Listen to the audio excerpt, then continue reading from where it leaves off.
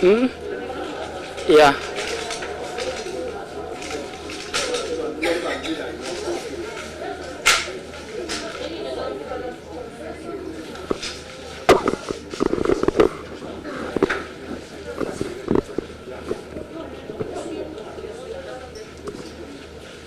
They're not coming, they're not here. They're going to the break now. Okay. So if I say to you, okay.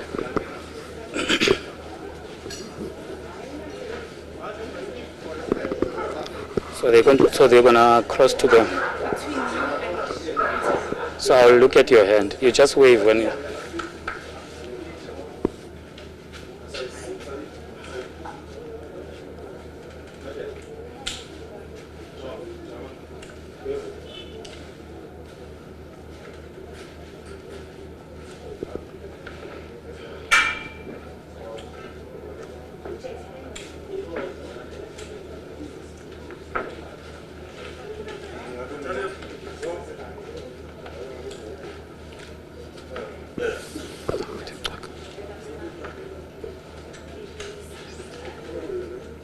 Nothing.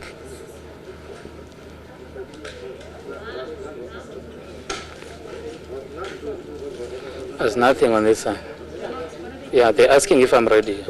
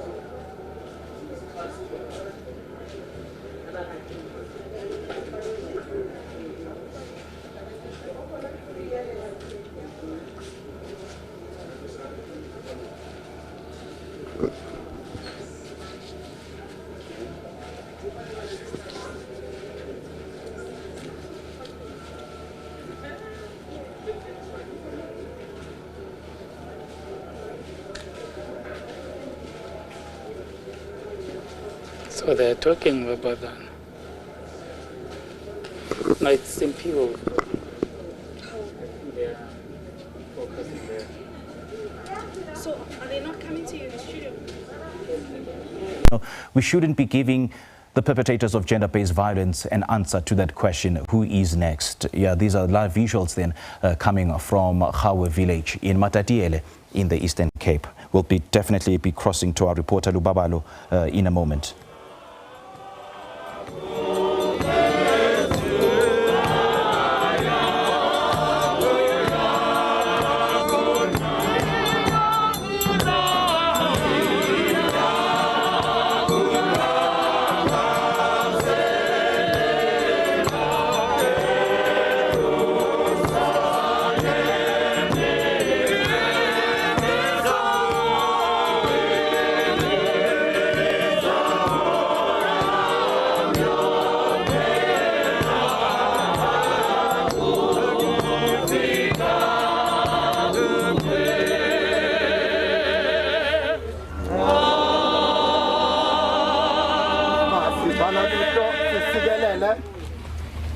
Kamendo ise nelonyana nelomoyo ingwele sikelela Thixo lendlu indlu yomntwana thixo namandla bayezawulala kose ingwele alale kuyo okokugqibela. All right, the funeral service of Nosicelo Mtebeni has already started. Let's now cross to our reporter Lubabalo Dada, who is on the scene of the funeral service. Very good morning to you, Lubabalo. Thank you so much for joining us, and over to you. Good morning to you once again. Yes, indeed, the burial service now is underway, and the locals are trickling in as well to say their final goodbyes. We are also expecting students as well to come in, as well as some government officials, including the Minister of Higher Education, Plain Nzimande, as well as Social Development MEC, Mani Lucity. But with me, I am joined now by the mayor of this municipality, Matatiele municipality, just to talk to us about his engagement with the family. He's been engaging with the family throughout this situation. So thank you very much for your time. We do understand that you've been in contact with the family since the news of Noscelo's passing. Just to tell us, how are they holding up? Well, the family is not taking it well, but the reality is that they must get ready and prepare for the funeral arrangements. So after learning that Nosicelo is coming from Matatiele, we had to come in as the municipality to check the welfare of the family. And we've been here since Saturday. We've been there with them in Fort Hare for the memorial service. We've been with them in another memorial service that was organized by the MTM structures in East London. So we've been here as the municipality to support the family. In terms of psychological support, are they receiving any counseling? Yes, they do. The Saturday that we came here, we came with the social workers from the Department of Social Development. And again, when we went to East London and interacted with the University of Fort Hare, they were arranged for counseling, and the Department of Higher Education also provided the family, more especially the mother of Nosicelo, with such services. Well, we do understand that the gender-based violence is quite prevalent here. Can you kindly tell us about such incidents here? Have you seen those incidents happening regularly? Well, I believe Nosicelo's death was the fifth one, but now it is reported that we are standing at the seven women who have been murdered in the month of August in Matatiele. Yeah, it's quite a very difficult thing to deal with, considering that Matatiele, it's a small rural municipality with little resources, and fighting gender-based violence and femicide is a quite involved process that requires all stakeholders involved to work together. And another challenge that we have as a municipality that is bordering another country, a country that is poverty-ridden like the town of Matatiele. So some of the gender-based atrocities that are committed here, you find that they are linked with drug trafficking, they are linked with the stock theft problem that we are having as a municipality. So it's quite an involved process that we may need to embark on as government in this area to curb. Are there any programs that you are currently embarking on to fight this catch? Well, as now we are in the middle of a crisis, perhaps once everything is done away with, after learning of these other deaths, the municipality and other stakeholders, including the Eastern Cape Legislature, we embarked on a visit to these other families, and after the funeral of Nosicelo, I think we will have to sit down and talk to each other as stakeholders, all stakeholders that are involved. All right, thank you very much, sir. That was the mayor of Matatiele local municipality, and now we are crossing over now to the burial site.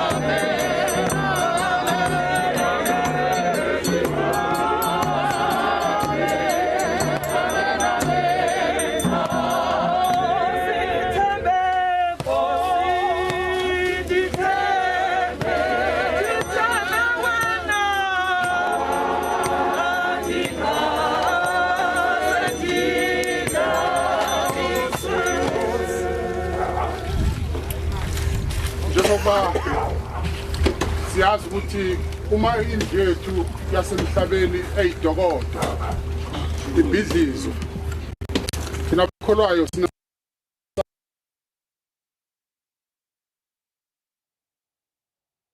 njalo esemasulwini njengoba sekubekuhle-ke kuNkulunkulu wethu emhawini wakho omkhulu utha awuthabathele kuye umphefumulo womntwana wethu lo uNosipho Mtebeni Nosicelo Mtebeni sesiyasifaka isidumbu sakhe emhlabathini sithi umhlabathi emhlabathini umlotha emlotheni uthuli othulini ethembeni elikhona neliqinisekileyo elokuthi labo abafe bekuKristu bayavukela ekuphileni okuphakade ngoJesu Kristu uyaguqula umzimba wethu okuthotshiswa ufuza umzimba wakhe onokusebenza ngakho konke ukuhlela phansi kwakhe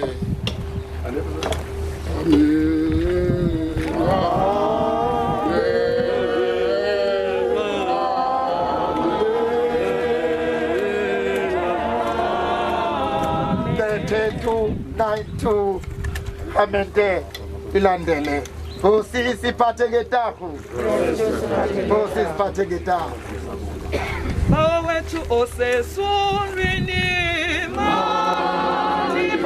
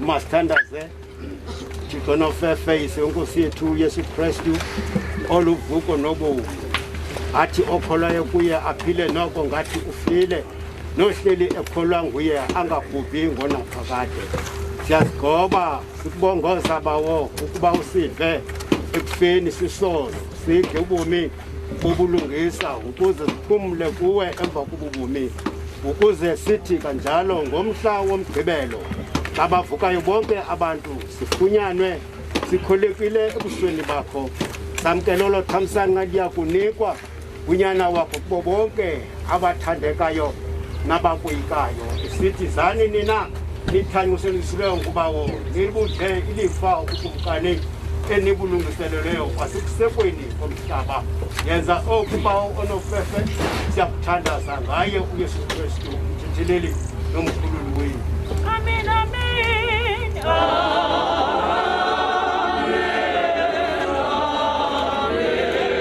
amen. Sinenkonzo ezimbini apha sizawuvuma 259 sicela utata basithelise nje umntwana ukuze sikwazi ukuqhuba le nkonzo ezitshele esendaweni efaneleyo utata basimedise bamngenise endaweni efaneleyo ingoma 259 abasekhaya babe belunga abazosifundela umbhalo obhaliweyo babe fushane nathi Tinika mehlo ndikhangele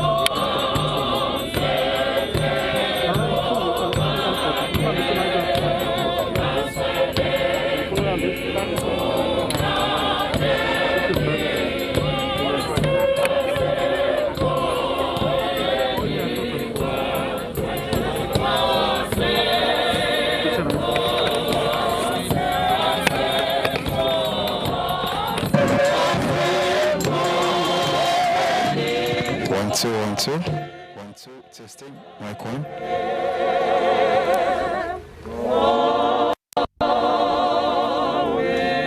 Masivala mehlo sicela insikelelo. Yena lowo onamandla onke. uThixo wethu uyise nyana nomoya ingcwele. Simikule ndawo apho umntwana ezakulala khona. Thixo namandla onke. Nalinelitshe lesibuzo lokokuba lo mntwana unyaka ka-2021 wasweleka wathi Nkosi waphumula kule ndawo. Sicela ke Nkosi sibusiso sikaNkulunkulu Yesu somandla nyana nomoya ingcwele sisikelele le ndawo egameni loyise nelonyana nelomoya ingcwele kokuthi kungaphakathi. Amen. Amen, amen, amen, amen, amen. Amen, amen, amen, amen, amen. Amen, amen,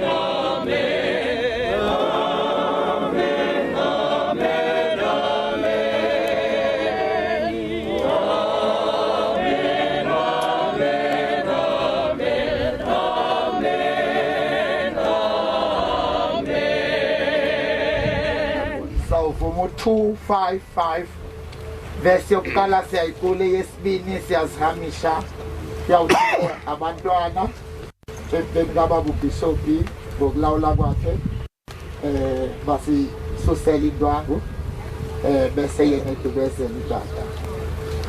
Ayinweba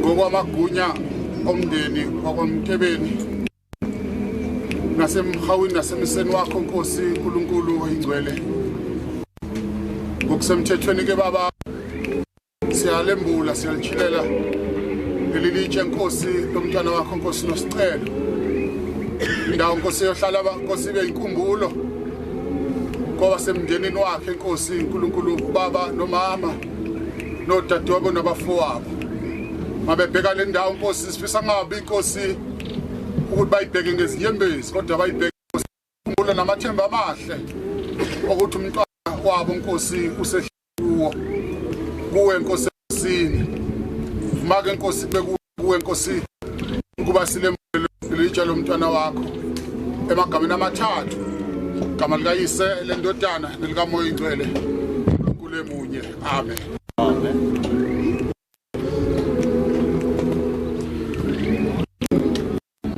Mamla, in loving memory of our sister, our friend. She was on 4/13 and died in 2021, 08/17. Rest in peace, Mamla, Mwelas, Tagaz. You will always remember. Amen.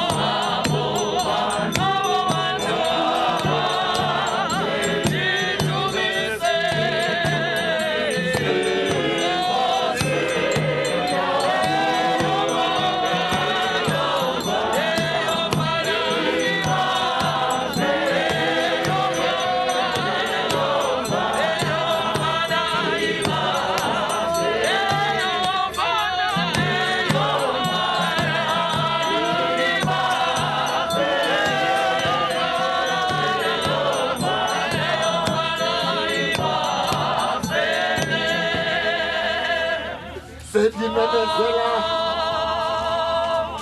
ukuthi elilitshe likaMamlambo Nosicelo Mtebeni lichilwe nguBishop ngokwakhe uBishop VW Dlamini egameni loyisene lonyana nelomoya oyingcwele. Amen, amen, Amen. amen, amen, amen, amen, amen, amen,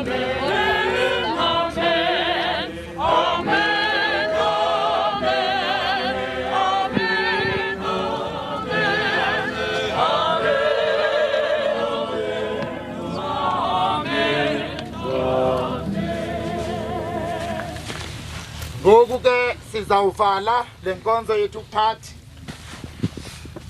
A noma part 1.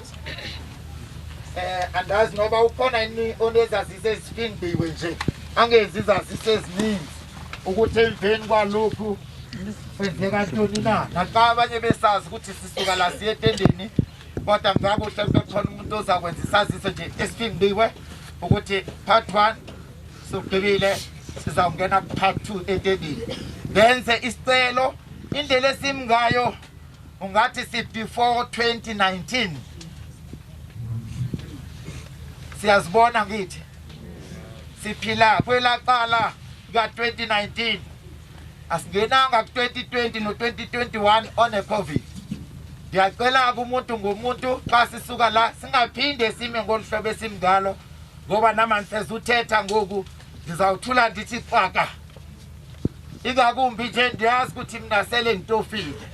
That's why ndizawuthula kodwa wena xa ungatofanga yenza sure ukuthi uyazijonga ukuthi umiphi esisifo xa singangena ngoku noba ungatofa ngeke isayisebenza lento ozawutofa ngayo ifuna umuntu atofe clean.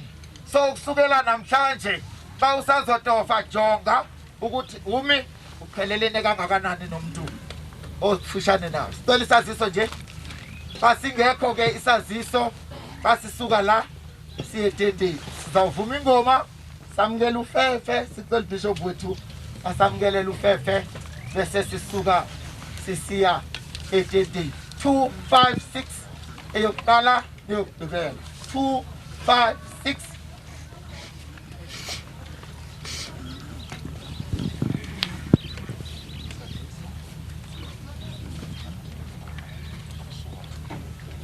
Aye, ukonwa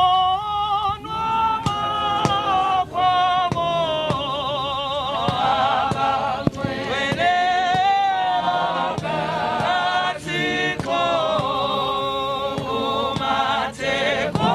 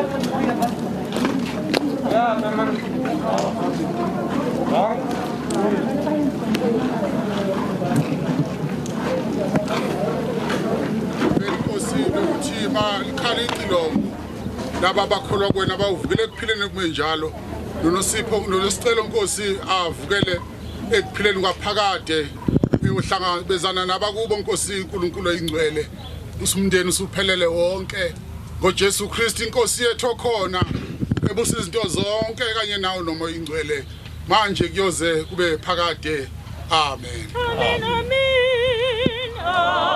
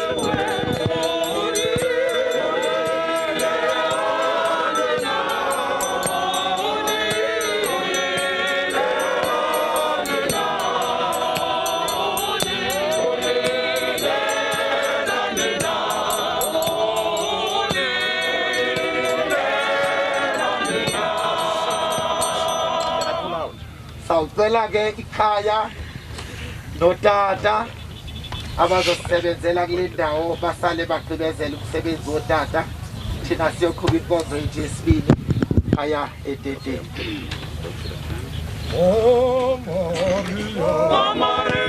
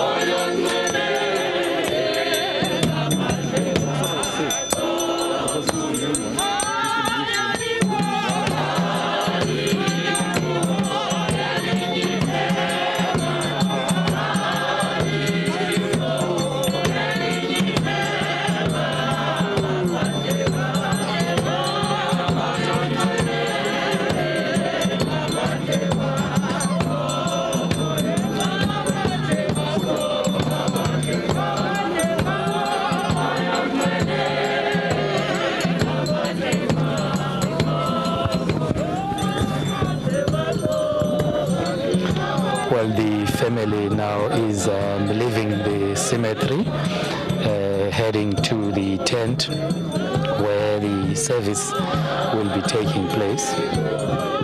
It's quite an emotional moment for them.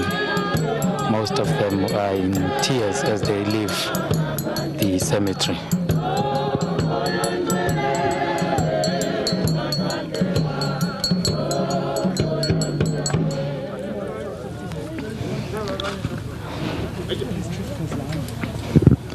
Proceedings here are about to conclude here at the cemetery, and most people that were here are now leaving to the tent where the main service will be taking place. So it's only going to be men now that will be left to cover the grave, and once they are finished, then everyone will go to the tent. Some of the people that are expected to attend this funeral include the Minister of Higher Education, Dr. Blade Nzimande. We're also expecting students to arrive here as well. But so far, it's been community members that have gathered here, and the close friends and relatives.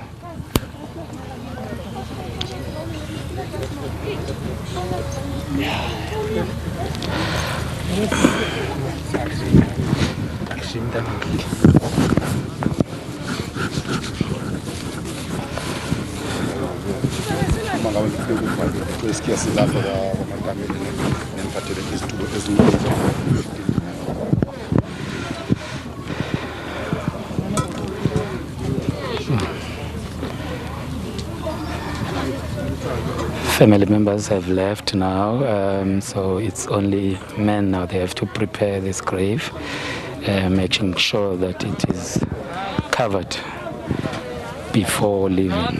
So it's likely to take some time, maybe about 20 to 30 minutes for this.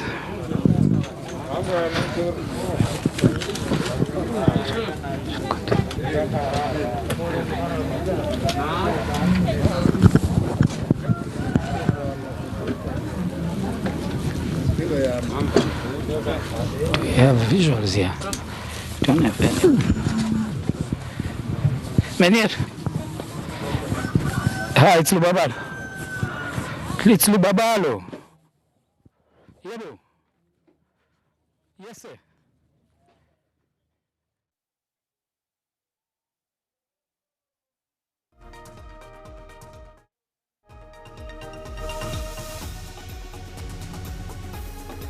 Yes.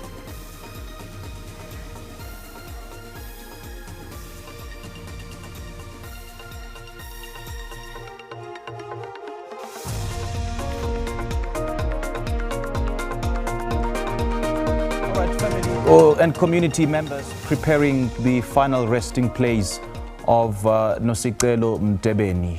Her body has finally been lowered to the ground, and there she goes. There goes Nosicelo Mtebeni. There she disappears into the sunset. Nosicelo Mtebeni was a daughter of an unemployed mother and a street hawker father. And her parents had pinned hopes on her that she will definitely change the fortunes of the family around. But all those hopes are now dashed because of one individual. And as the Minister in the Presidency for Women, Youth and Persons with Disabilities, Maite Mashabane, reiterated the call for societies to stand in unison with the government to fight the battle against gender-based violence and femicide. Well, she emphasized that while the government is doing its part, it cannot achieve this objective alone. I mean, this is a very painful period for all of us. The Mtebeni pain is our pain. The Mtebeni pain is our pain here in South Africa, because we don't know who is next. Tsehofatse Pule gone in the same manner. Karabo Mkwena gone in the same manner.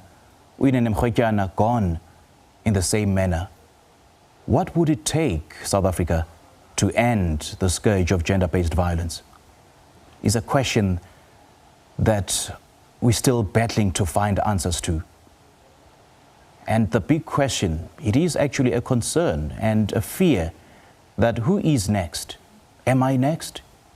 Are you next? Is my sister next? Is my mother next? And I suppose this is the period where we should join hands and never, ever, under any circumstance, let the perpetrators of gender-based violence answer those questions. We should never let them ask who is next. We should never give them the leeway to answer those questions. These are live visuals coming from Khauoe village in Matatiele in the Eastern Cape. And as you can see, the community members laying the foundation for Nosicelo Mtebeni's final resting place. Her remains have already been lowered into the ground, and the earth has opened its mouth and swallowed her yet again. And this, I suppose, this is the first part of the ceremony. And as Lubaba Lodara has said, that the second part will be the funeral, will be actually the memorial service at the funeral. At the tent within the family compound. And the Higher Education Minister, Blade Nzimande, will also be there, and as well as the Social Development MEC in the Eastern Cape Province will also be there to oversee the service. An uproar with different civil organizations calling for government to come up with effective ways of dealing or addressing gender-based violence. So Nosicelo is one of those people that died at the hands of the person that knew her. Unfortunately, now she won't be able to fulfill her dreams. The family was looking up to her to change the situation at home. So they are very depressed, and they've asked for media to give them space, to deal with the situation, and it is understandable, So they've been getting counseling.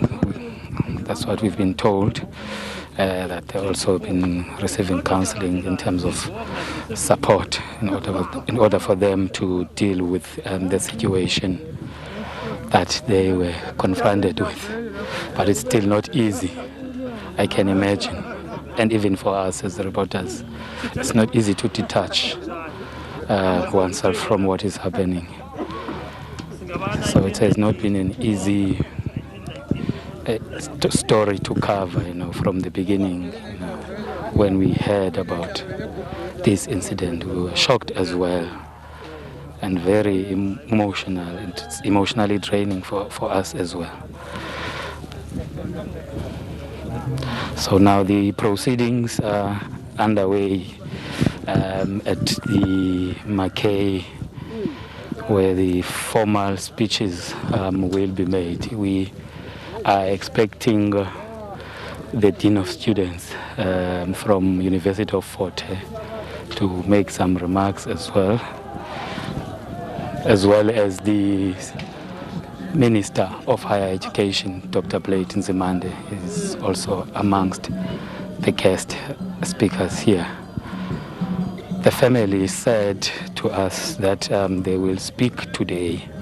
As you know that they've not been speaking to the media, but they say as from today also they will be able to speak and talk about this whole situation and how it has affected them.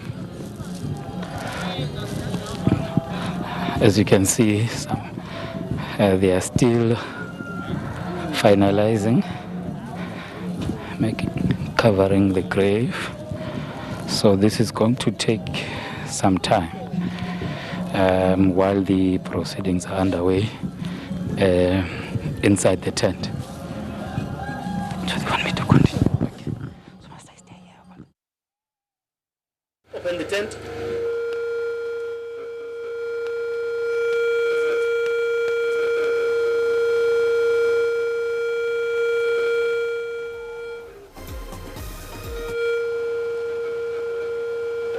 Okay, there's no sound from you yet in the tent. Guys,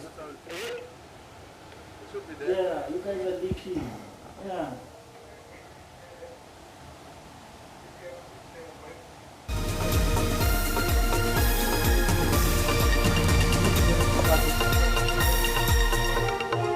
Okay, we are now at the tent wherein the second part of the service will get underway any minute from now. This is the tent wherein the funeral service of the now buried Nosicelo Mtebeni will be taking place. And Dr. Bladen Zimande, the Minister for Higher Education, will definitely deliver the eulogy in just a moment. These are live visuals coming from Khauoe village at the home of Nosicelo Mtebeni, and we've just overseen her body being lowered to the ground, and now the funeral service will be taking place. And yeah, I suppose then we can never tire of having this conversation on gender-based violence, as we need a paradigm shift in addressing it. It's no longer an elephant in the room, but it's a matter of utmost importance that we should be, definitely be conversing about on a daily basis.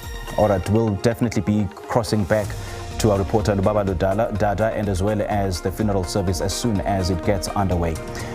All right, this is Morning Live. It's 8 o'clock. Let's take a quick break. We'll be back in a moment.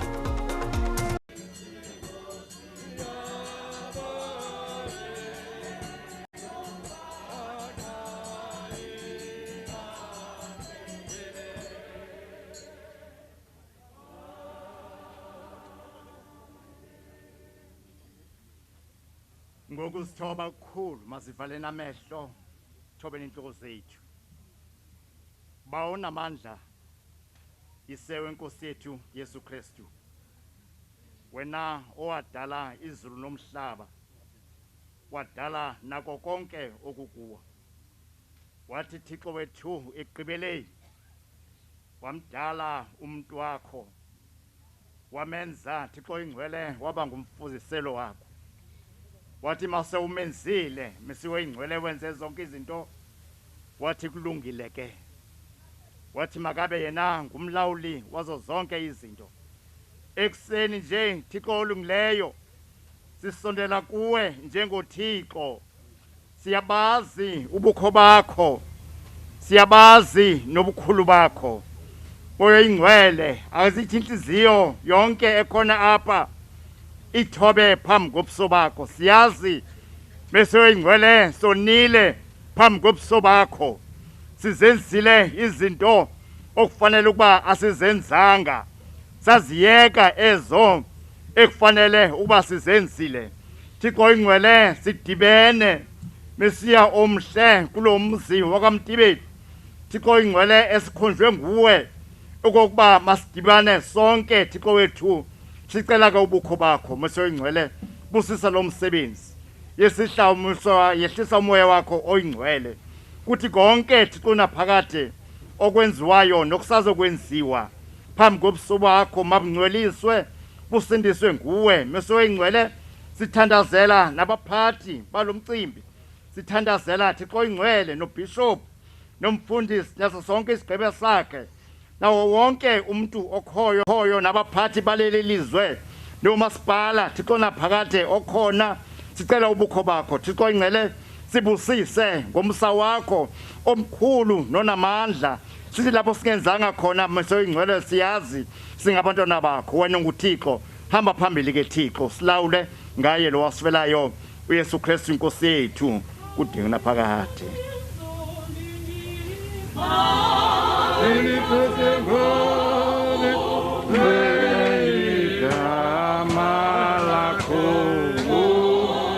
kumngane bakho mawufike intando yakho maye siwe emhlabeni ngoba esenziwa ezulwini sibe namhlanje sonke sethu semihlange mihlangu sikolele zono zethu nje ngoba nathi sikolela ababasonayo thina ungasingeni siyebulekweni sisindise enkohlaka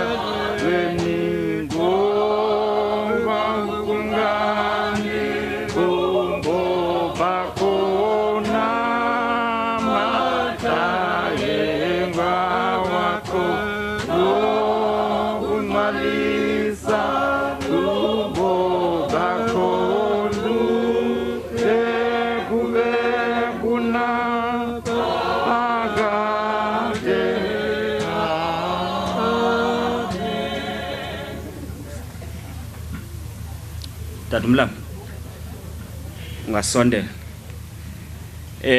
enkosi kakhulu tatomfundisi ungasithatha das utata ubutpet njengoba uzokwamkela abantu abasuka kwindawo ngendawo amongst us we have a delegation, a women's caucus from the Eastern Cape provincial legislature. We have the speaker of Matatiele local municipality.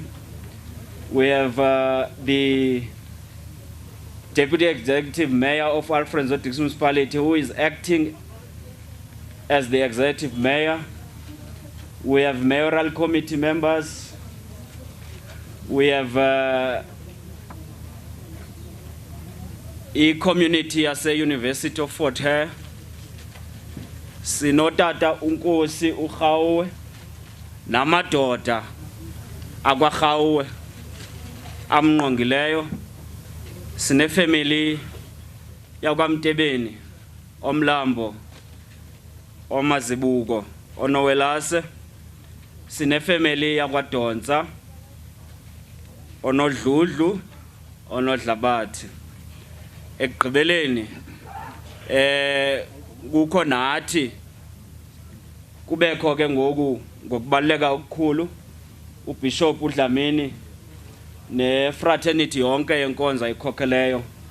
I'm told we will be joined by the Minister of Higher Education Ubawo Blade Nzimande and the MEC of Social Development.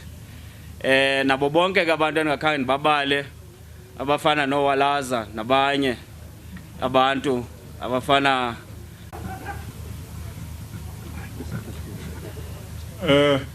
ngoleni apha etenteni siyanibulisa. Ngibulele ke kakhulu ke ukuthunywa ifamily uba mandizoma apha egameni layo. Ngibulele ke nomphathi inkqubo yoba asivumele siyifamily nathi sike sibe nanto siyithethayo sidlala iphathi kule ndawo. Ngizawucela ke nike ninyamezele ngoba ndiyacinga uba sinayo la nkululeko yokuthetha. Mna ke ndiyafila ukuthi umuntu nomuntu nomlomo ke kulindelekile ke uba wonke umuntu xa efuna ukuthetha umlomo awusebenzise. Ndibulele kakhulu umphathi inkqubo ubalile uthe xa eqalayo ukubala ndazibuza uba ngabe sawubala sonke na, kodwa ndiyafumana isibale sonke. Ndiyayithanda ke into yoba xa umenshini umama utata sukumshiya, ngoba akakho umntwana onomzali omnye, bonke abantwana banabazali ababili. And ikho ke ngoku le nto engathi apha kuthi sicinga uba thina abazali xa uzala umntwana osesini esithile uphile ngakumzali othile, owesini esithile uphile ngomzali othile. Loo nto bethuna masiyazi uba yiyonyaniso. Inyaniso yile yokubana xa uswelekele ngumntwana ungumzali, umntwana wakho ufila ipain efanayo. Akho pain ezawufilwa ngumzali othile kuba umntwana osesini esithile. Loo nto bantu bamnyama make siyiyekile. Apha ekhaya njengoba kwamazibulu sinezinyanya zelikhaya. Xa sizala umntwana kweli khaya simazisa kwinyanya zelikhaya njengomntwana wefemeli. Xa ehambayo izinyanya zelikhaya zonke ziyabuhlungu ngokuluza ilungu lefemeli. Ndicela make siyiyeke into yokubana umntwana wesini esithile xa eswelekile ngumzali wesini esithile kuphela umakave ipain. Kweli khaya ndiyawuyicela loo nto sike siyiyeke bantu bakuthi. Kunje nje kwenixesha bakhona abazali babantwana abakhalayo uba thina sipanishwa okanye sibekwa ngaphandle ekufeni kwabantwana bethu ngoba kutheni na. Ibuhlungu into yoba sithi sinemilomo yokuthetha kungathethwa nathi kuthethwe ngathi. Ndiyakuyicela loo nto bethunana, noba ungumntu uphelele ngumzimba njengunje nje nditheke ndicela uba ndizothetha ndamkele, kodwa akuvumi ngeqhubeni lapha kum ngaphakathi. Njengunomzimba unale part okuthiwa inhloko.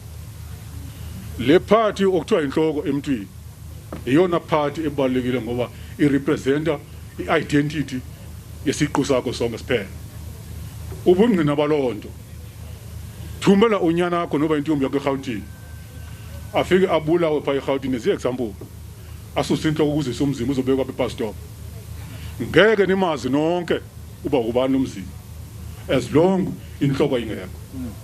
Kodwa imhlola umzimba mkhulu ungaka, asuke umntwana wakho ayobulawa eRhawutini zi-example, ususe inhloko umzimba ushiywe izobekwa apha e-bus stop. Nabani uyovela bona uba nguzibani lo, ngoba le nhloko i-identity ayinkulwanga kodwa irepresenta i-identity yomuntu. Ndizama ukuthi ke bantu bamnyama izizwe zethu namhlanje ngabe sinayona inhloko, ngabe sinayona identity. Siyazazi uba singobani na. Xa kuswelekiwe ngokwesintu bethuna nasiyazila ngoba sibuhlungu. Masingathatha amathuba yokusebenzisa into ezithile phezu kokufa komuntu omnyama. Loo nto leyo yenza ukufa kungapheli ngoba siyakuthandazela, siyaku-entertaina, siyabhenefitha phezu kwezidingo zabantu abamnyama. Ndiyakuyicela loo nto kakhulu. Otatomkhulu basithela nqaqa xa siphula imithetho yamakhaya wethu, singahloniphi ukufa. Andazi ke enkosi besenzawuthi mhlawumbe uyivala ngabomi. Hayi ke ndiyayibulela loo ndaba. Ukufa masikuhlonipheni bantu bamnyama. Xa omnye wethu elele make sitshintshe nokudla kungangeni kubonakala uba sifelwe. Xa siguqa ngedolo sithi Thixo sicela usincede abone uba abantu bakhathazekile ngoba le nto bahlele yokulunga ifamily ibaphethe kakubi. uThixo akathandi singonwala.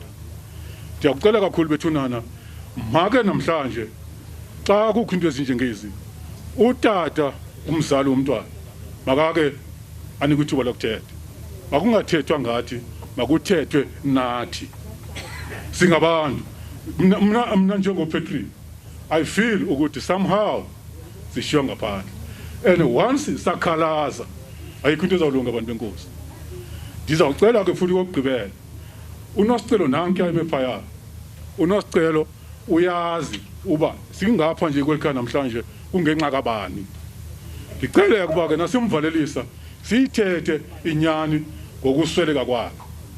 uba uPatrick obulelo Nosicelo igama likaPatrick malikhankanywe kwelikhaya singa generalize sithuke okanye siquke siquke nodade omkhulu bakhe abalele ukuthula ngoba bengamadoda. Ngiyakuyicela lonto kakhulu abantu bakuthi make sibuyele kubuntu bethu masimanywe indlela esiphathwa ngayo eSouth Africa masingaphathwa njengesystem yakudala kuthiwa apartheid apho boba mhlophe ukuze ube ngumuntu xa umnyama kuthiwe uyikafur or popotyana. Namhlanje make siyeke ucinga uba xa ndisisinedoda ndiyeda ndiyinja or trash. I hate elo lizwi ngoba lindenza ndifanise nomoni ndaqulise ndona and xa sendona ke ngomlomo yenu ijike nikhale futhi andazi ndimasenze njani. Ndiyithetha ke lonto ngoba ziyathetha izinto ngathi phezulu kweminqaba. Ngicela ke nami ke ndithethe ndiveze i-feeling yami as a man kweli lizwe. Mna ke bethunana andinawuze discount njenge-rapist okanye i-killer because I'm not a rapist, I'm not a killer. NginguPatrick ndiyindoda and indoda ithanda uxolo ne-unity nomanyano iqalaphi iqala efamilini. Iifamily zethu namhlanje zii-pieces ngenxa yaloo nto yobana umama notata bazi-enemies. Today make sizameni bethunana ngokuhamba kwaNosicelo sibonile uhambe kanjani kobuhlungu kanjani. Sike loo nto leyo ibe sisifunda uba into enje asifuni iphinde yenzeke phakathi komuntu omnyama. Our families must become together. Ilizwe liqala ngefamily. Wadestroya isiseko sefamily, udestroy isiseko senation. There's no nation without a foundation. A foundation in nation intoni is a family. Let's unite the families. Singadivide the families. Loo nto liyivela kwi-nation broken be-divided. Ndizawubulela ke ngoku on behalf ke ngoku ifamily yalapha ekhaya kwaMasipula. Bayabulela bonke abantu abakweli khaya abaze bazokhala emswanini yosakuva sikhala lapha kwaMtebeni. Siyayibulela loo ndawo kakhulu. Wonke umuntu olapha wamkelekile sithi enkosi bantu benkosi. Amathi ngawetyala noba ke ngeke ndagqiba ukuthetha kodwa ukusala ndithethile enkosi nebulela. Emlambo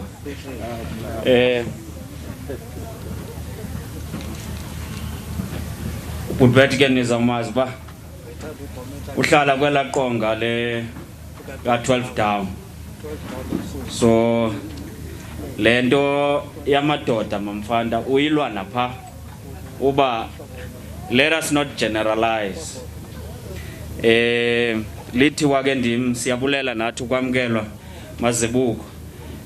Honorable Minister nawe Tolo bese nikhankanyiwe ningekafiki into ba niyaziwa so kule welcoming bekwamkelwa nani ningekafiki. Singaxolisela nje lento ba siye saqalisa ningekafiki leadership. Ngoku sizawunikela ku babudlamini nenkonzo for i-sermon. Then sizazi ke ngokuba singaqhubeleka nomsebenzi nenkonzo seyiqhubekile nomsebenzi oba isifake ekhaya ngokusimemela ongasendle. Inkosi.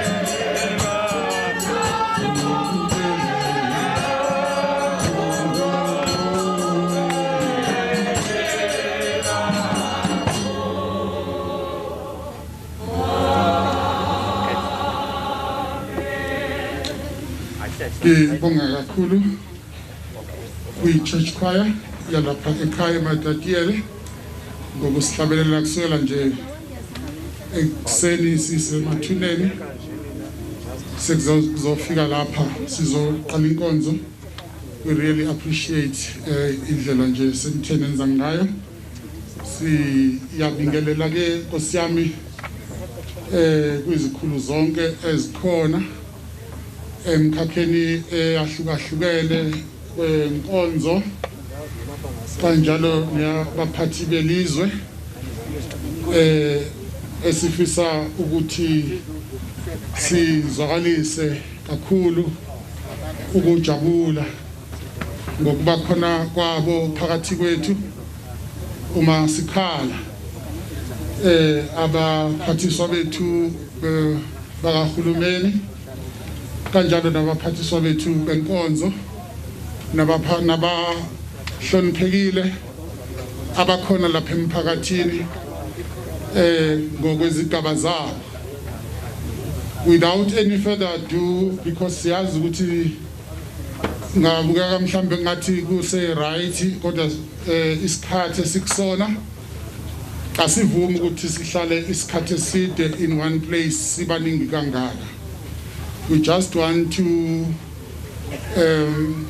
encourage indaba ye-social distance, even as we all want to hear konke okwenzakalayo kodwa ke sikhumbule ukuthi akekho ufisa ukuthi makade semngcwabeni kaNosicelo abuye mhlambe sethelelekile igciwane. Siyacela ke bandla noma sivela ngoba le nkonzo sikuyona i-live ma social networks ngakuhle sikuhloniphe lokho ngoba mhlambe ke thina silaphambili ithina singabonakala sengathi mhlambe asizange sikhombise leadership. Siyacela ke bandla ukuthi singasondelani ngaleyo ndlela ngoba kune risk enkulu. Sifisa ke Nkosi yami ngaphandle kokuchitha isikhathi ngoba mhlambe the day may be long but we don't want it to be long. Siyazi ukuthi umthetho wakhona fanele kube 2 hours.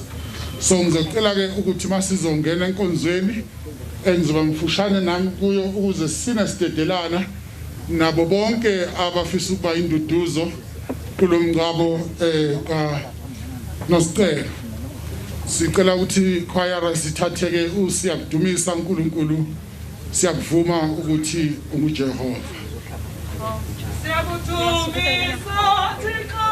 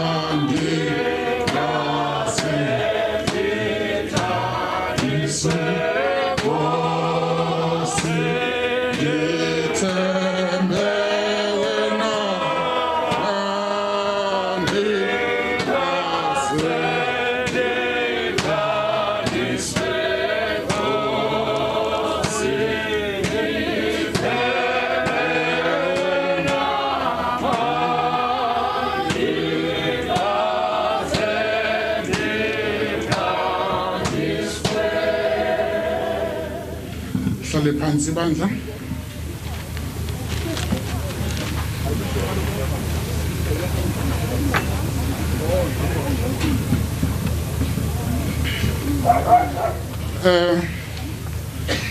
ngifisa ukuthi ngithathe leli thuba sengibingelele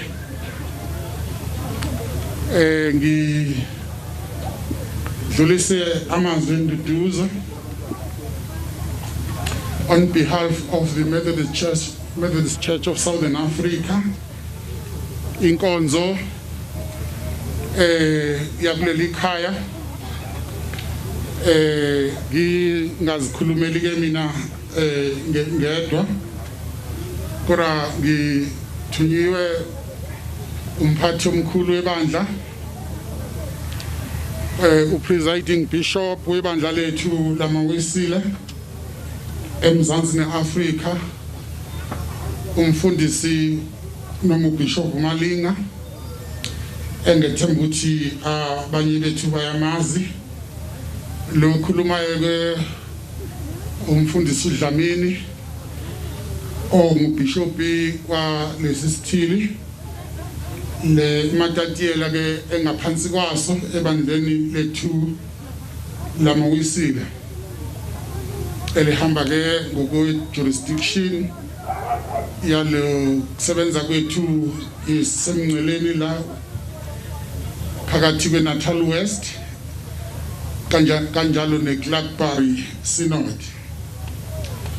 So I recognize ukuthi ke bakhona abanye abangabefundisi ba lapha endaweni mhlambe na kwi Synod yase Clarkbury sethuke isithili sihamba sigcine lapha kulolu hlangothi bese sihamba ke siyofika ePortchefstroom sidlule ePortchefstroom umngelelo omkhulu ngale kubeki iFryhead neNewcastle na wonke ke amanye amasekethe asembindini noma emaphakathi nesifunda sethu sakwa Zulu Natal.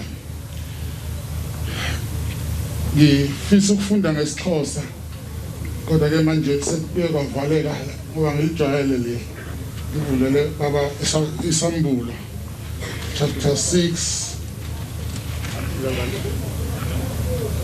verse 10-11 kuthiwa yini sile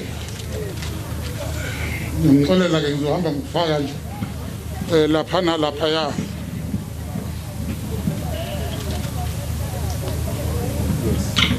Revelation chapter 6 verse 10-11.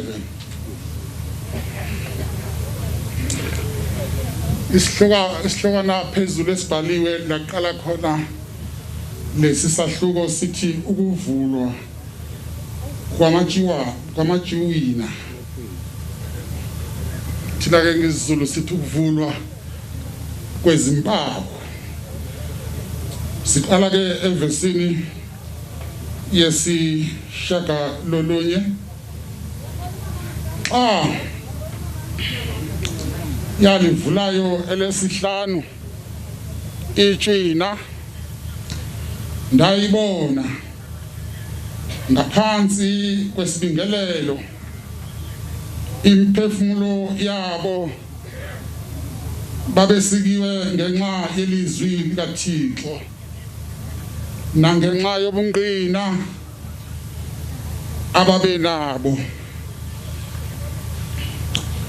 baye badanduluka ngezwi elikhulu besithi kodwa kube nini na nini izinto zonke oyingcwele oyinyaniso ungagwebi ungaphindiseleli igazi lethu kubo abemiyo phezu komhlaba banika bonke ndabanye ingubo ezinde ezimhlophe kwathiwa kubo basayaphumula ixesha elincinane bade bazaliseke nabangabakhonzi nabo nabazalwane babo abaza kubulawa kwanjengabo leli bazalwane lilizwi lamazwi kababa uNkulunkulu. Inkosi sengathi ngabusisa ukufundwa nokulalela kwelizwi layo kusukela manje kuze kube phakade. Amen.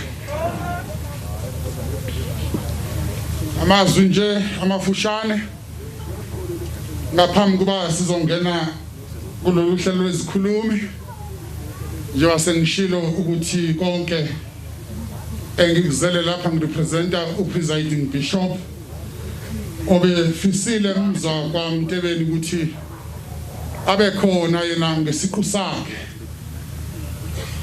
kwangabe kusavuma ke mase kukhona umhla ka4 ngoba kucoincide nomhlangano wethu omkhulu wobishopi ohleli njengamanje virtually ukulungiselela i-annual conference yebandla lethu ezoba maduzane nje nami kufanele ngabe ngingxenye yayo wasethuma mina ukuthi unginike dispensation yokuthi ngokubefisa naye kuba khona abe khona ozomrepresenta ngoba imthinte kakhulu le ndaba yokuhamba ngalendlela kwentombazane yethu sonke uNosicelo. Ngifisa ke nje ukuthi ma ngizohlala phansi ngidlulise lawa mazwi ku verse 10 baye badanduluka ngezwi elikhulu besithi kode kuze kube nini na. Amazwi lawa akhulunywa imiphefumulo yabangcwele bakaNkulunkulu, the saints abantu ababulewe bebulawa ngenxa yokuthi kube khona i-transition ukuhlukana kwenkonzo endala yobuJuda kungena inkonzo entsha yobuKristu ethi yona umuntu akasindiswa ngomthetho noma ngokugcina umthetho, kodwa umuntu usindiswa ngomusa ngokukholwa enkosini uJesu Kristu. Kwathi ababekhuluma ulimi olunjalo, izihlobo zami babulawa ngendlela eziningi ezibuhlungu. Isikhathi lesokushushiswa kwamakholwa, i-context yale ncwadi nalamazwe engiwafundile lapho uJohane esesiqhingini sasePatmos eboniswa imbono yezinto ezizokwenzeka ekugqibeleni xa umhlaba ugoqwa, ziyadonswa zisondezwe eduze kuyena, azibona sengathi zenzeka ngalesi sikhathi abona ngaso, kodwa izinto lezi eziyokwenzeka ekugcineni kodwa uthola i-privilege uJohane yokuthi uThixo ambonise ngale izinto ezingakenzeki eziyokwenzeka ekugcineni. Wena wabona umuntu osebenzisa ama-binoculars, lezi zibuko ezithatha into ikude ziyisondeze eduze ucabanga ukuthi ungayithinta nangezandla, kanti isondezwe yilezi zibuko. Uyazibona ke lezi zinto ezizimpawu ezezinto eziyokwenzeka ekugcineni. Lapha ke ngimthatha ke ekhuluma ngombono awubona mhlazane mayihudlu selivula izimpawu eziyisithupha encwadini umqulu omkhulu owusezulwini elithi iBhayibheli, wawuhlezi kwesandleni somdala wezinsuku engekho oyenamandla okuthi angayivula le ncwadi evela kulowo osesihlalweni sobukhosi. Uthi uJohane mangibona ingelesi zonke ziqubuda zibheka phansi, engekho noyedwa oyefanelekile ukuthi angayivula le ncwadi yokuphila. Ngezwa omdala yelda ithi Johane ungabusakhala manje ngoba inqobile ingonyama yakwaJuda. Zihlobo zami engizithandayo, ngoba ufanele yena uJesu ukuthi angazivula izimpawu ezibhaliwe encwadini yokuphila simthola lapha ke esevula uphawu lwesihlanu uJohani ngome evula uphawu lokuqala zikhona izinto azibonayo avula lwesibili zikhona izinto ezishilelwayo kodwa mesevula uphawu lwesihlanu uthi ke ngabona phansi kwaltaro phansi kwesibingelelo imphefumulo yababebulewe ngenxa yezwi likaThixo nangobufakazi babo bememeza ngezwi elikhulu bethi koze kubenini bekoze kubenini mbuso ongcwele noqinisileyo ungahluleli uphindisela igazi lethu kulabo abakhile emhlabeni sihlobo zamu umbuzo outcry lo okhalela ijustice umbuzo okhalela an immediate vengeance sihlobo zami umuntu kubantu abafa bengakazi ukuzilwela sihlobo zami ekizithandayo kubantu abafa be-innocent bengabulalanga umuntu namhlanje kodwa imphefumulo yabo iyakhuluma ngoba noma kwesisikhathi singabulawa bazalwane ngokwenyama noma ngasemzimbeni kodwa kwabakholwayo hayi inyama yifi hlobo zami kodwa umphefumulo uyaqhubeka yakhala igazi labantu ababulewe bebulawela kwinto engekho isihlobo zami yakhala lemphefumulo ikhala kuThixo ithi awunkosi sekudala silindile Thixo ukuthi uzosiphindiselela nini wenza ijustice nerighteousness kulabo abasibulala emhlabeni ngifuna ukuthi le ncwadi khona izinto mayikhuluma noma kwakhulunywa ngamaMatthias abantu abafela ukholo kodwa sibe khona izinto ezidibanisa ukufa kwabo nokufa lokhu kwakubulala Nosicelo ngoba naye bazalwane uhambe innocently engenzanga lutho hlobo zama ngizwa ukuthi khona into ayenzile kodwa igazi lakhe lona liye lachitheka hlobo zami engizithanda kodwa ngifuna ukuthi mndeni wakwaMtebeni igazi labantu abangcwele bakaThixo liyakhuluma nesinyembezi zabangcwele bakaThixo aziweli phansi uyazikhongozela uThixo izinyembezi zabantu ababulewe njengoNosicelo azikhongozele bathi babekhala bazalwane kanti uThixo uyazikhongozela lezo nyembezi ngelinye ilanga kumbulali ziyophenduka zibe umfula angeke zakwazi ukuwela mhla uThixo esefikile bazalwane ezokwenza ijustice ngifuna ukuthi bazalwane noma ijustice ekulezi inkantolo zasemhlabeni mhlambe judicial system ngengizwe bekhuluma ngendlela ezingafana ngikho lapho kodwa vele ke kwenzeke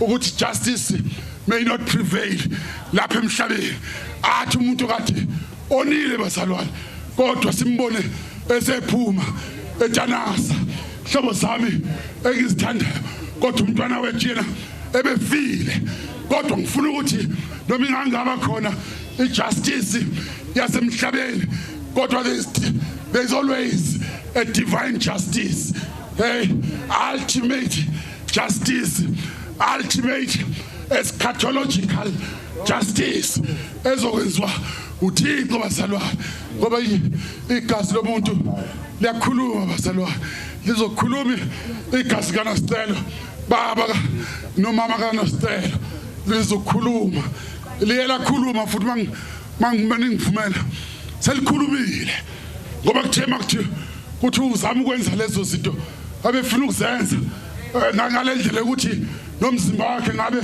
asubonanga lapha sihlobo zami engizithandayo sewenziwa ama-peace zihlobo zami kodwa lakhuluma igazi likaNosicelo angikhathali noma ungenze njani ngomuntu uthi uzombulala bazalwane igazi lakhe liyakhuluma igazi likabela emhlabathini lesethi uBukhayini umbulele ngoba ungayenza into wena usekuqasheni uthi awubonwa nje iso likaThixo liyabona naseinsizini zethu iso lakhe mndeni wakwaMtebele liyabona lezi zinyembezi elizikhalayo is not in vain izinyembezi uThixo azibonayo ngelilanga nje wangisho noma ngambulala umuntu lezo nyembezi zakhe ziyophenduka umfulo ngeke uzuwele masekuphakama uThixo okokuqala lokho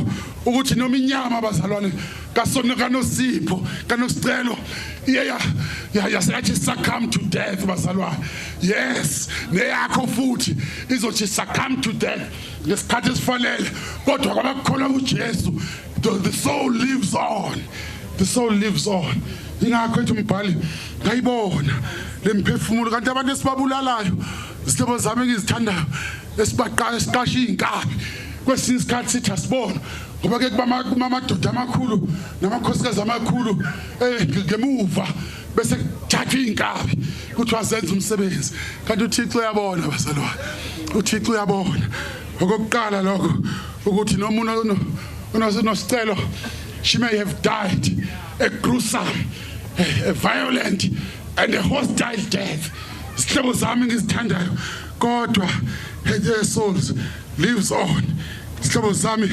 engizithandayo okwesibili osho Johane uthi uJohane imphefumulo yalabantu ababebulaye yayimemeza ngezwi elikhulu ithi koze kube nini ila ngithanda khona abazalwane how long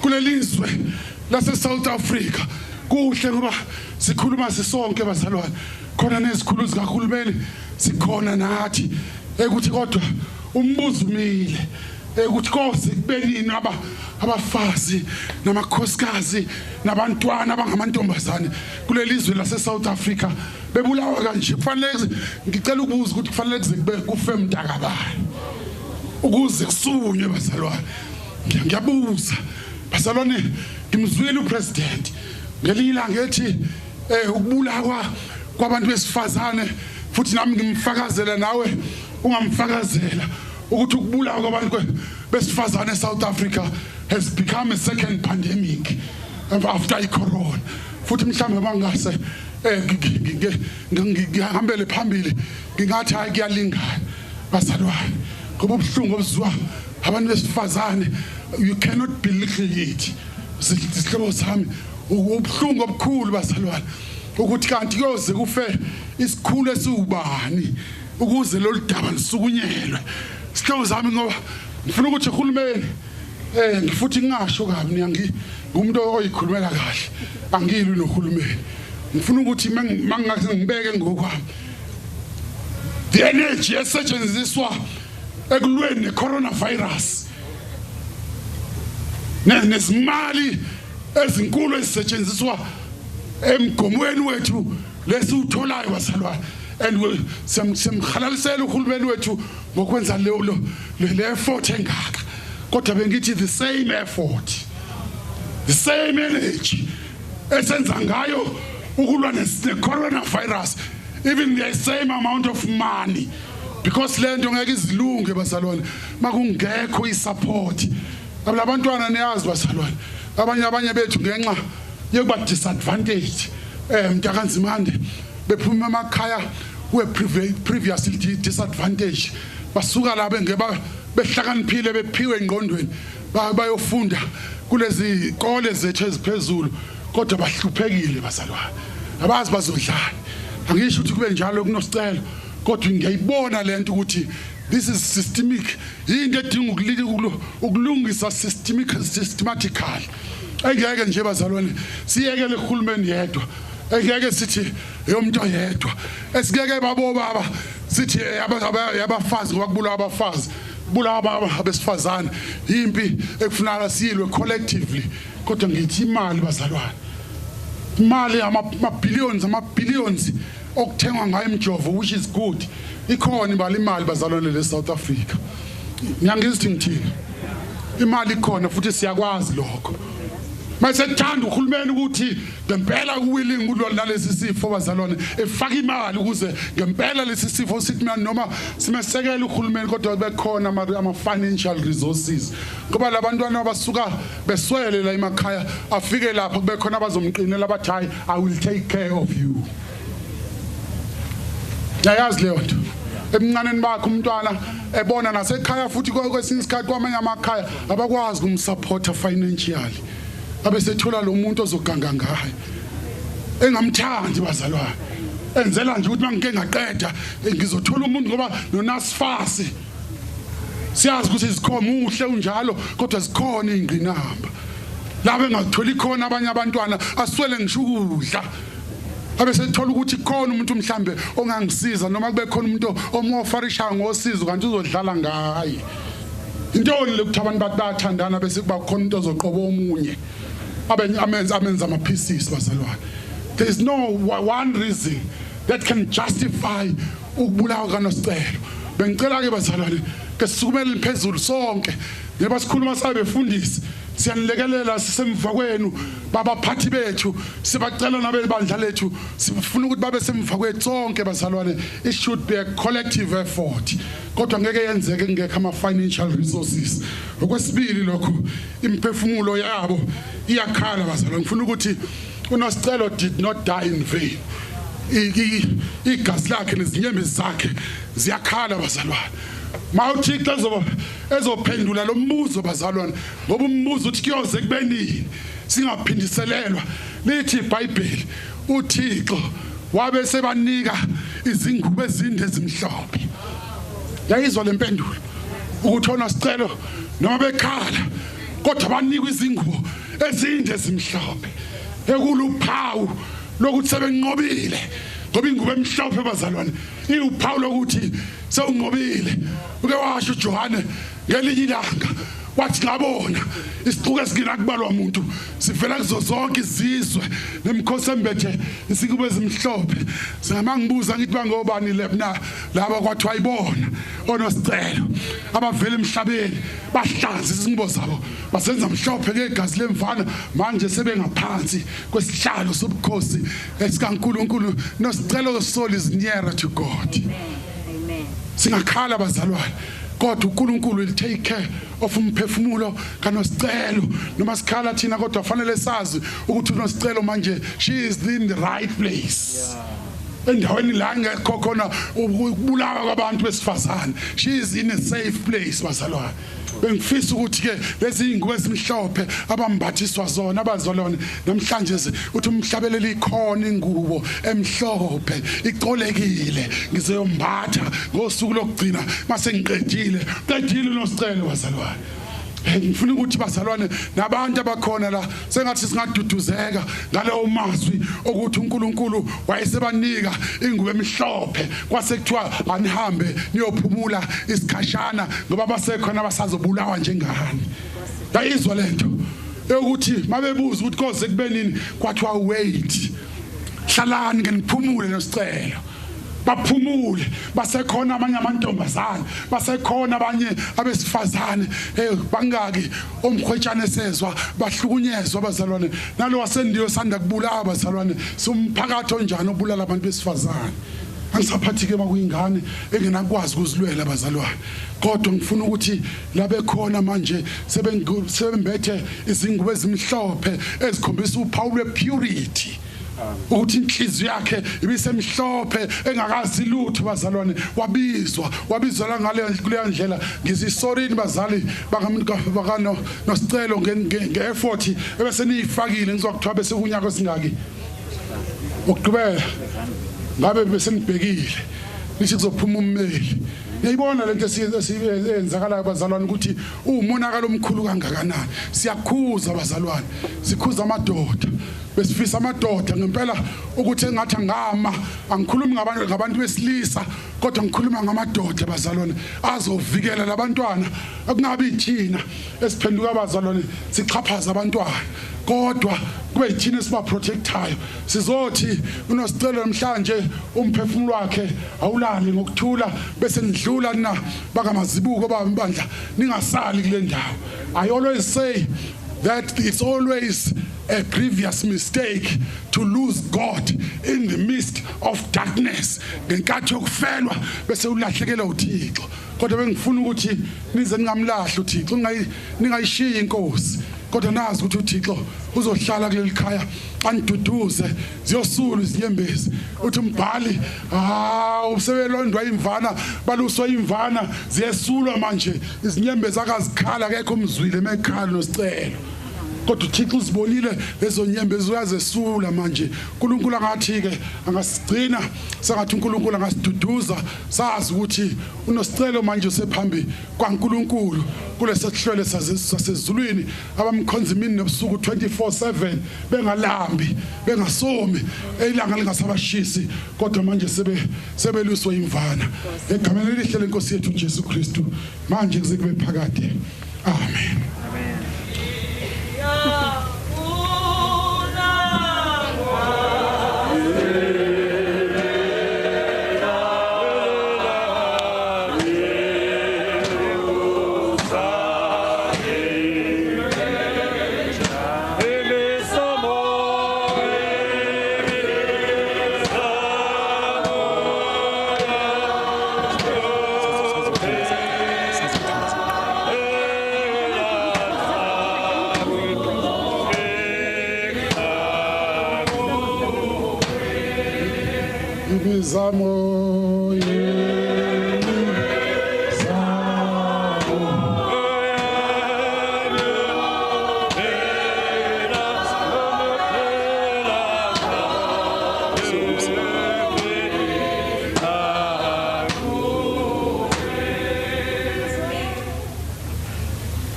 Egameni loyise lonyana lomoyo ingcwele bawo wethu ingcwele siyabulela Nkosi engumsindisi wethu siyabulela isewe Nkosi enguYesu Kristu ngalo lelithuba nangalo ilizwi lakho Thixo wethu ingcwele sicela ke Nkosi kokuba malingene lihlabe ligobhozele Thixo wethu ingcwele lingabuyi lilambatha ilizwi lakho njengoba uchilo nasezwini lakho Thixo wethu ingcwele siyabonga Nkosi ingcwele xa sithi ilizwi lakho namhlanje koze kube nini singabuyiselwa igazi lethu elichithekile emhlabeni Thixo wethu ingcwele hlala nabantu bakho ubakhokhele bakhusele egameni lenkosi uYesu Kristu amen.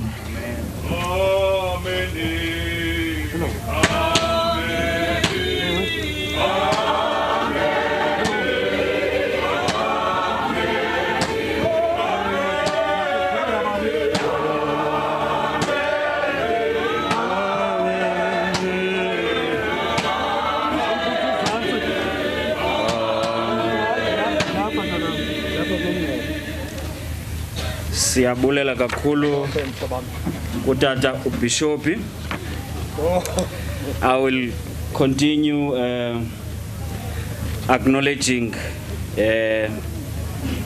our guests MEC Spogazi Mani Lusiti.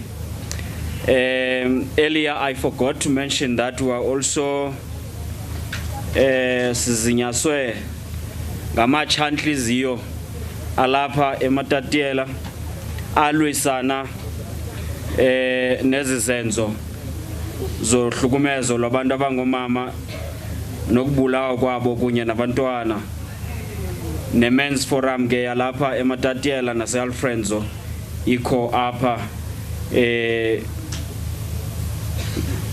enye into ukuthi ndicele kuthiwa mandicele abantu abahleli phambi kwe-cameras nabantu abazawugqitha phambi kwazo noko bayibonise lambeko because this service is recorded live and it's viewed by all South Africans. So xa simane siphithizela apha phambi kwazo i-cameras siyayiphazamisa inkonzo. Without wasting time, Sizawucela ukuba wonke umuntu olapha aphakame ngaphandle kwabazili. Sizawukhokhelwa ngomhobe wesizwe ozawuthi wona xa uphelayo sifundelwe imbali ngobomi bukaNosicelo. Siphakame sonke.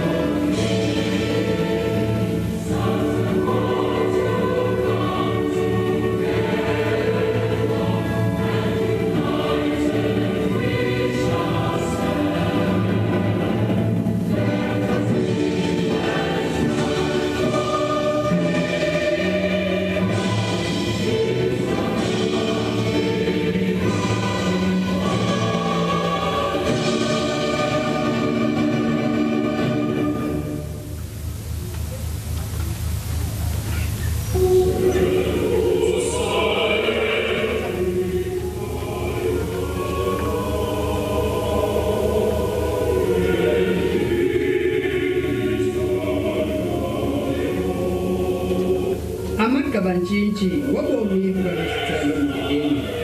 Banda wethu make sizole kaninane khona ukuze sifumane imbali emfutshane ngale nzwakazi. Umntwana nothe engazi engalindelanga kanti eligongqongqo kunokuva emjongile.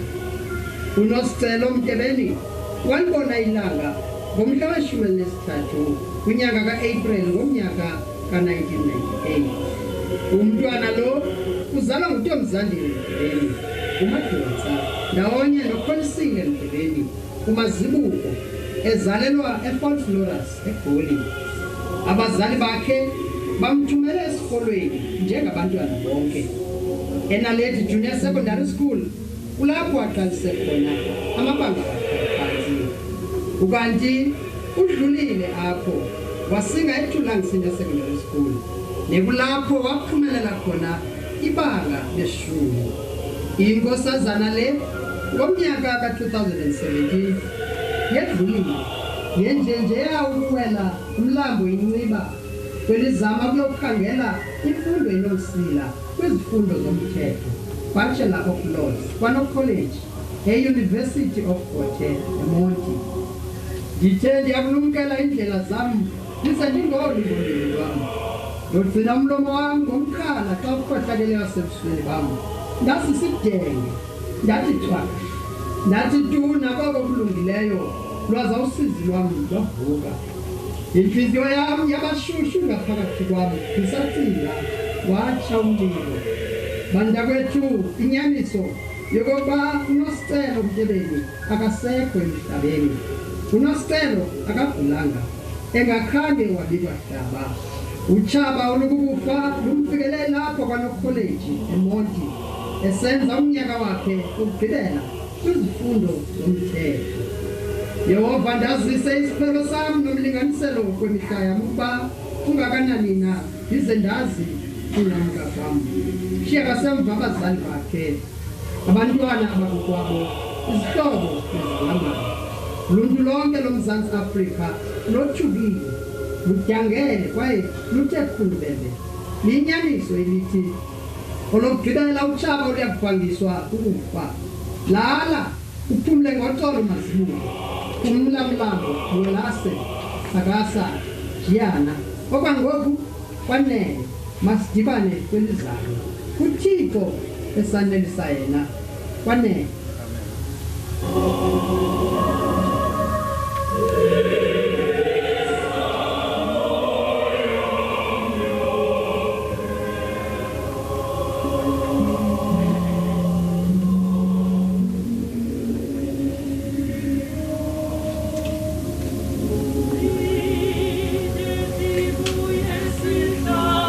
Nkosi kakhulu, Nkosi kakhulu.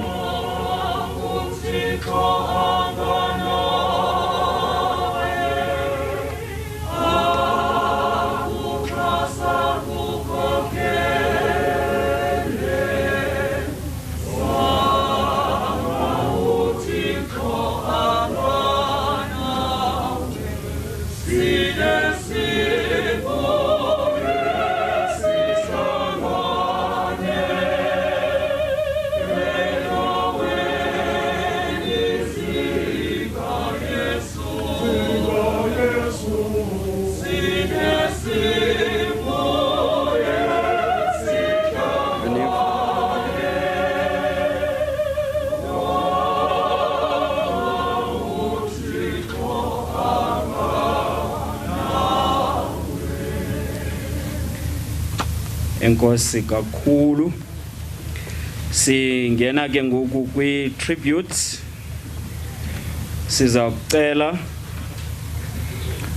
ukuba siphakamise abantwana bekhaya abaza kuthethelwa bona ngoAsiphe Mhlathi imizuzu mine to the maximum.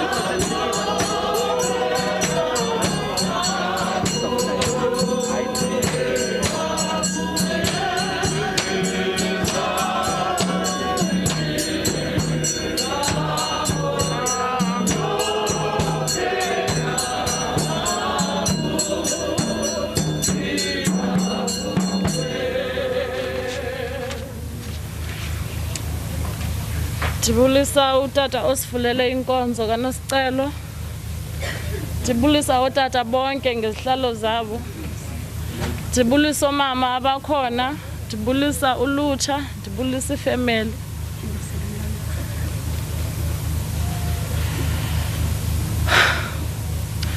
Sonzakele bazali. Ndonakele.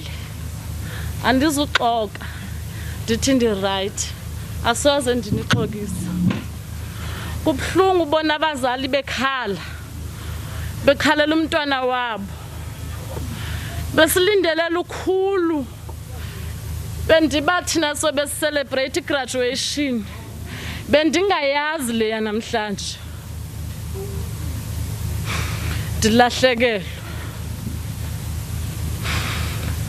Ndilahlekelwe yiThomi. Not just Tommy, best friend. Ndilahlekelwe ngusisi omncinci. Aphinda bemdala xa ndifuna usisi omdala. Bendimthanda Nosicelo. Ndisamthanda nangoku. Kodwa besibobani nathi na ukuvimba intando kaThixo. Ngoba yena ubiziwe wasabela. Indlu yakhe besele igqityiwe emazulwini. Lala ngoxolo mntana sekhaya. Kodwa ndazi ndithi lala ngoxolo kanjani umphefumlo wakho ungaphumanga ngoxolo. Ukususile uThixo emahlweni am. Kodwa kumusaphila. Ndingathetha kutshona ilanga. Ndingathetha kutshona ilanga. Sikhuliswe kunye kalono Nosicelo. Ubendilandela ngase lala ngoxolo mwelasa. Umzila wenyawo zakho siubonile.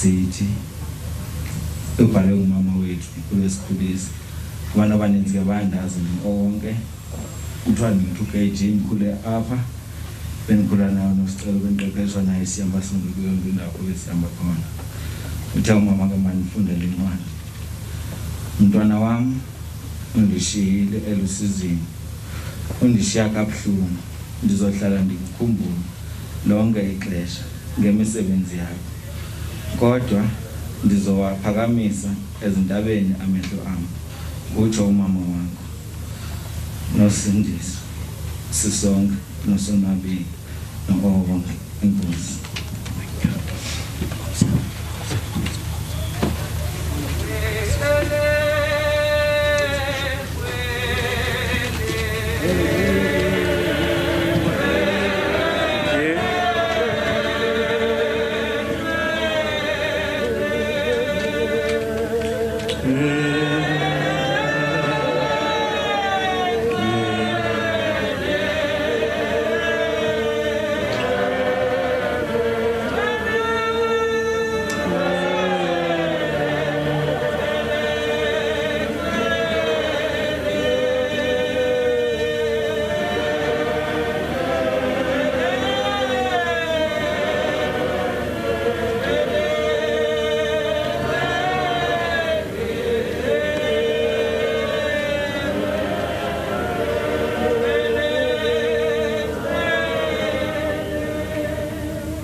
Inkosi kakhulu kubantu abakoNosicelo kuthiwa mandicele kwakhona uba abantu mabavule umgama phakathi komuntu ngamnye kuthiwa mandi-emphasize lento ye-social distancing nokuba ungaphandle kwentente sanoyijikilela loo nto bantwana basekhaya sigqithe siye kwi-tribute by inkonzo kuthiwa ngumfundisi uZV Mkhize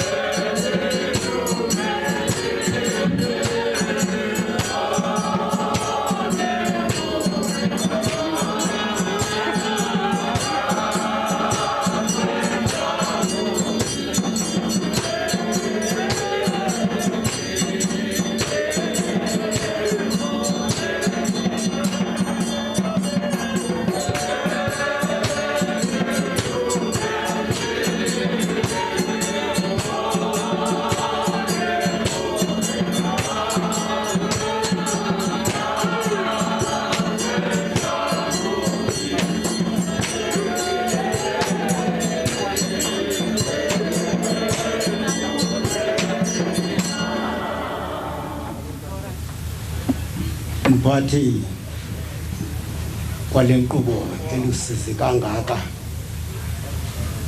bishop nesifundisi sonke esikhona abaphathiswa nazo zonke ke isihlonipheki eziphezulu kakhulu urhulumente nakomasipala zonke inkonzo ezikhona naye wonke umuntu okhona kule ndawo nefamily ndiyabulisa elika Kristu igama amen. Mele inkonzo andinguye umfundisi uZV Mkhize kodwa ngalomzuzu ufana uba nokuvume kuba ndinguye.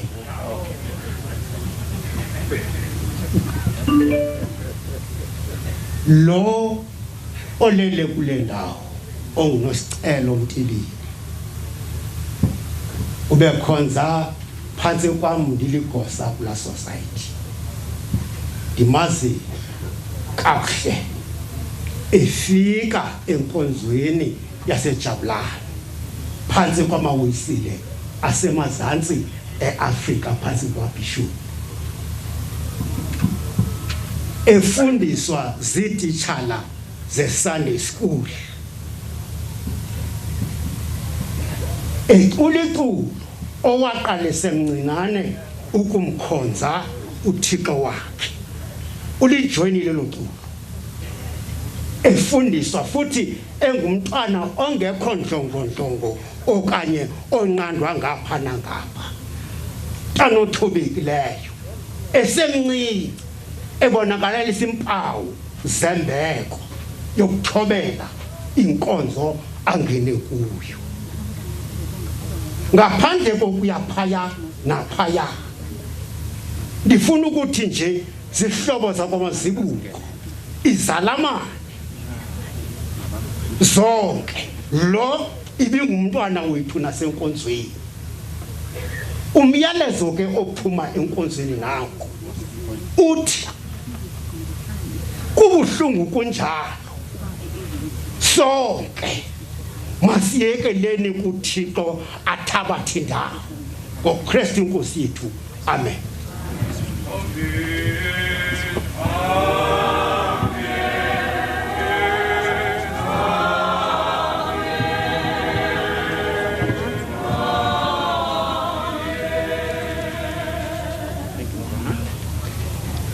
Enkosi Tata Umkhize ngokwe program sizawuphakamisa ke ngoku umhlobo kaNosicelo ongutumi Bomvana simpherisha with the SRC president uButi Mkhanyiseli Nomana from the University of Fort Hare. Mr. President,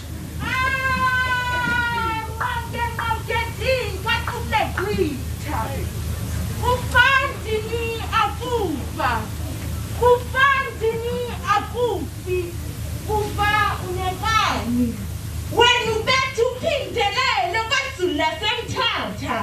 When I see what to be, who better to take into the good selling to the game. Mchavo, when you're busy, criminal mama. Nifuka, the little saba. In an apple, see, Baba, Pupa, got an sergeant, and this is Palagiso.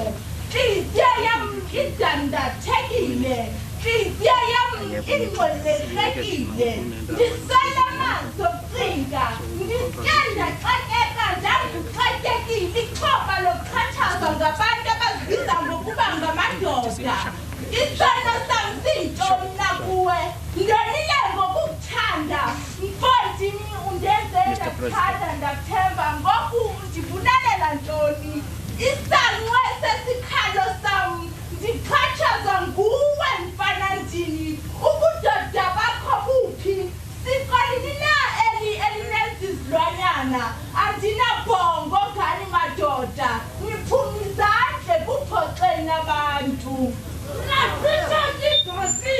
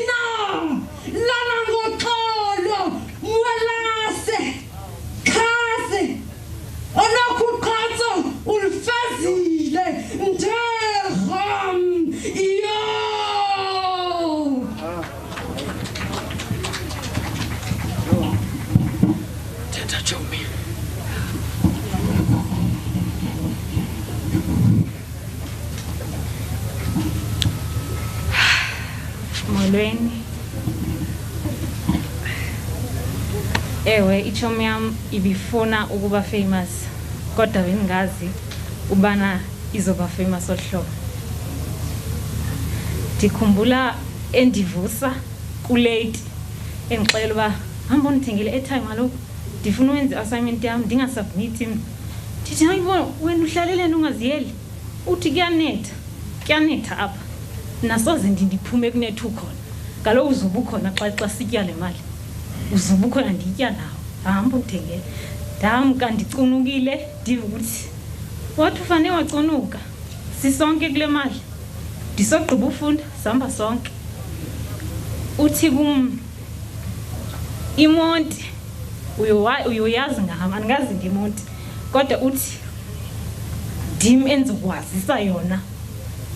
Bendilindele uba kunyaka ozayo besiplanele uba kunyaka ozayo sizobe sibhizi senze i-shopping e-graduation party yakhe. Ewe bendazi uba ndizoma ngaphambi kwesixuku ndithethe ngaye ndifakaze ngaye kodwa uzawube ehleli phaa endibukele encumile engixela uba ethi thetha ngamtsho mama nguwe wedwa. Besisoloko sixabanele ukuthi ngoba sisendaweni ezihlukene athi wena suyangishithela wena sicholo utshomi abasha. Ndisimamela ndingabaphi na nguwe wedwa ichomi yam noba kunjani na. Ubengazufuna ukuthi sibe sad sikhali.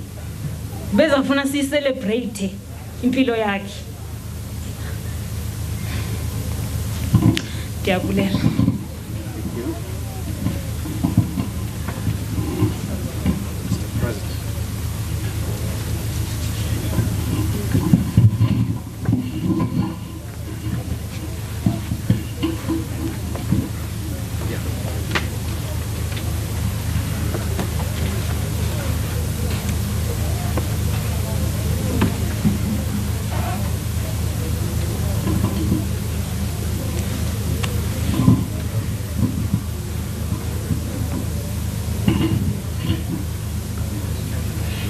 Kubahlali usapho lukaNosicelo, ministers Dr. Blade Zimani, Mr. Nxesi, urhulumente wephondo, our Dean of Students, Mr. Lufuna, Eastern Cape Alumni Chapter, Mr. Nesuli Cele, religious leaders, traditional leaders, naye wonke umuntu okunenkonzo yokugqibela kaNosicelo. Ndivumeleleni mawethu ndithi imbeko ndininikile. Igama lami ngumkhanyiseli wakaNomana,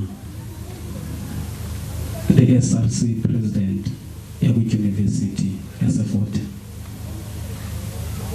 Ngihamba nomhlekazi uPremier waseMonti. Ndihamba no-gender officer uSipokazi umbhalo waseMonti. Ndihamba no-gender officer wase-Alice ukhanyisile Samete. Ndiza ke bazali ndidandathekile. Ndiza ndilindeleke ukuba mandizise amazwi enkuthazo, amazwi oxolo, amazwi othoba isinqala kwabo baxhelekileyo emphefumulweni.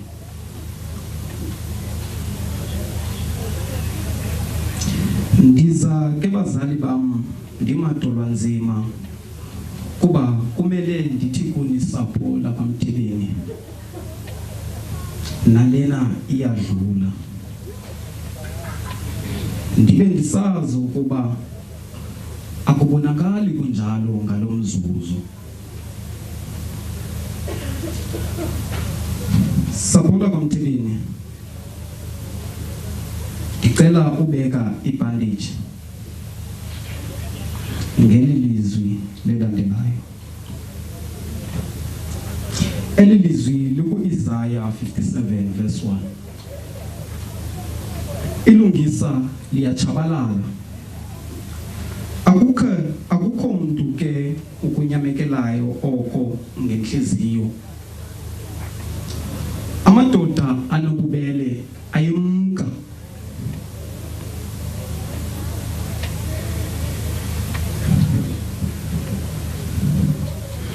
Akukho umuntu ke ukuqondayo ukuba ilungisa lemka phambi kokuba kubekho ububi.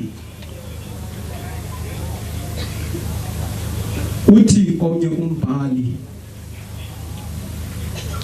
ukusukela kwimbeleko ukuyotsho ebhokisini indandatheko nenxwaleko zizinto apha esithi sijongane nazo siluluntu.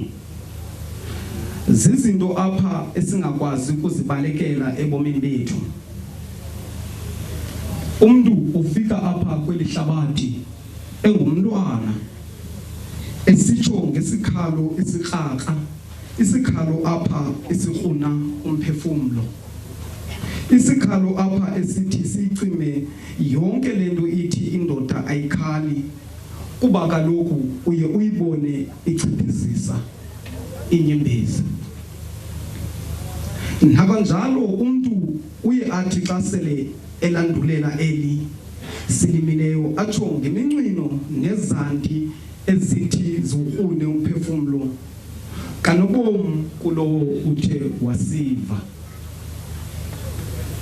Ewe kaloku eli hlabathi libizwa ngokuba lihlabathi lenyembezi, inxwaleko nezililo.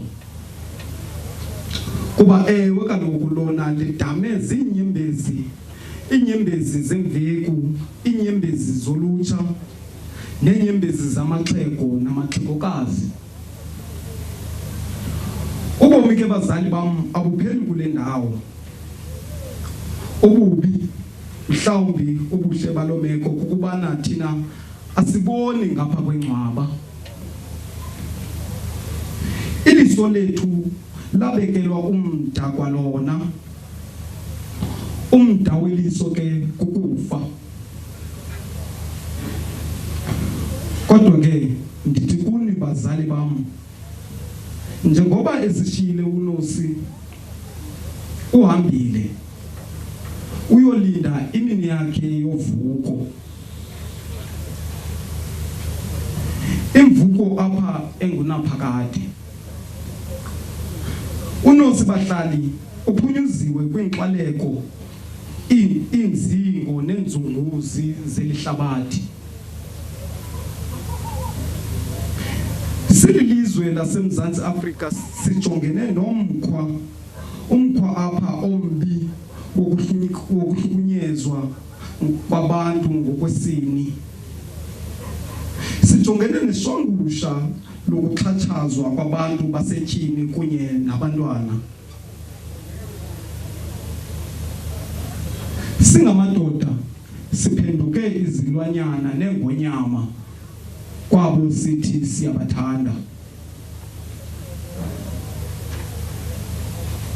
Singamadoda siphenduke izilwanyana kubazali, kubantwana, kwaye nakuzinqandamathe zethu. Lento yobulwanyana bethu yenza ukuba sisube imiphefumlo yabo sithi kubo siyabathanda ngokungenalusini. Ndiyafuna ke ndihlabe ikhwelo apha kuthi madoda. Ndithi kuthi madoda masiwulwe lo mkhuba, kwaye ndithande ukuba ndicele ukuba siphathisane sonke singabantu bokuhlala ukwenzela ukuba siuncothule nengcambu lomkhuba, ngokuba kaloku awunandawo apha kweli lizwe lethu. Ngalamazwi ndihlaba ikhwelo kuni mzontsuku. Khaya lakwaMtebeni ndithi kuni uThixo abe nani, kwaye anomeleze kule ntlungu nijongene nayo. Ndandithe kuni tutwini, nanamhlanje ndisathi tutwini, lalani ngelicala lophayo uThixo uzanithethelela. Ngiyabulela.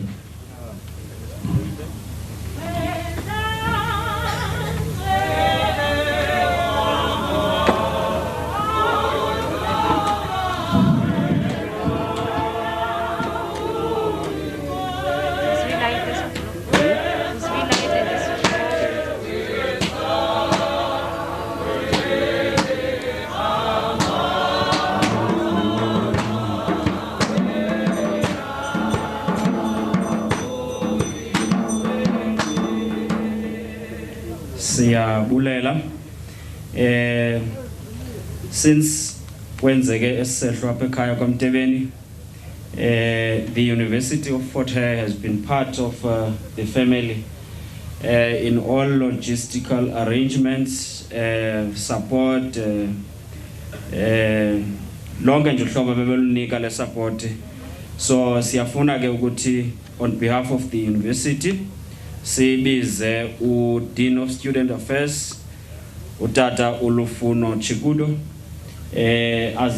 azobeka i-tribute on behalf of the university.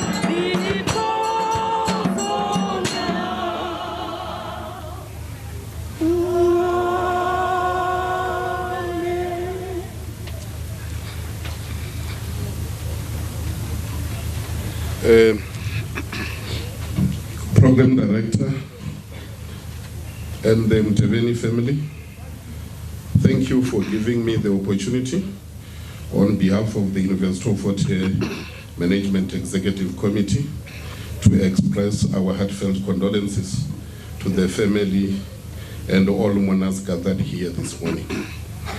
But most importantly, to allow us the opportunity to be part of this first step towards the closure of the Mtebeni family, friends, the university community, and the country at large. Program Director, let me acknowledge the presence of the Minister of Higher Education, Science and Innovation, Honorable Dr. Blade Zimand, also Honorable Minister of Employment and Labor, Minister Tulas Nesi, MEC of Social Development, Ms. Pokazi Lusiti, representing the provincial government of the Eastern Cape, Councillor Pulelo Mohale, Acting Executive Mayor of the Alfred Nzo District Municipality, Pastor Mukize and the other pastors gathered here this morning, staff members from the University of Fort Hare, President of the SRC and his executive, President Mkanyeseli Noman, members of the community, all protocols observed. Program Director, let me start with you that you have been part of our family from the day we heard of this tragic death. As the university, we saw you as our head on this side from your office of the mayor and the staff you've been working with. I am standing here representing the Management Executive Committee of University of Fort Hare, led by Professor Sakele Butlungu, who unfortunately could not be here with us today. The untimely and tragic death of Nosicelo Mtebeni, which we had on the 19th of August 2021, shocked and saddened the entire country and brought unbearable pain to the University of Fort Hare. Ever since that day, the university life and its operations have never been the same. We dedicated the whole week to honor and celebrate the good life of Nosicelo.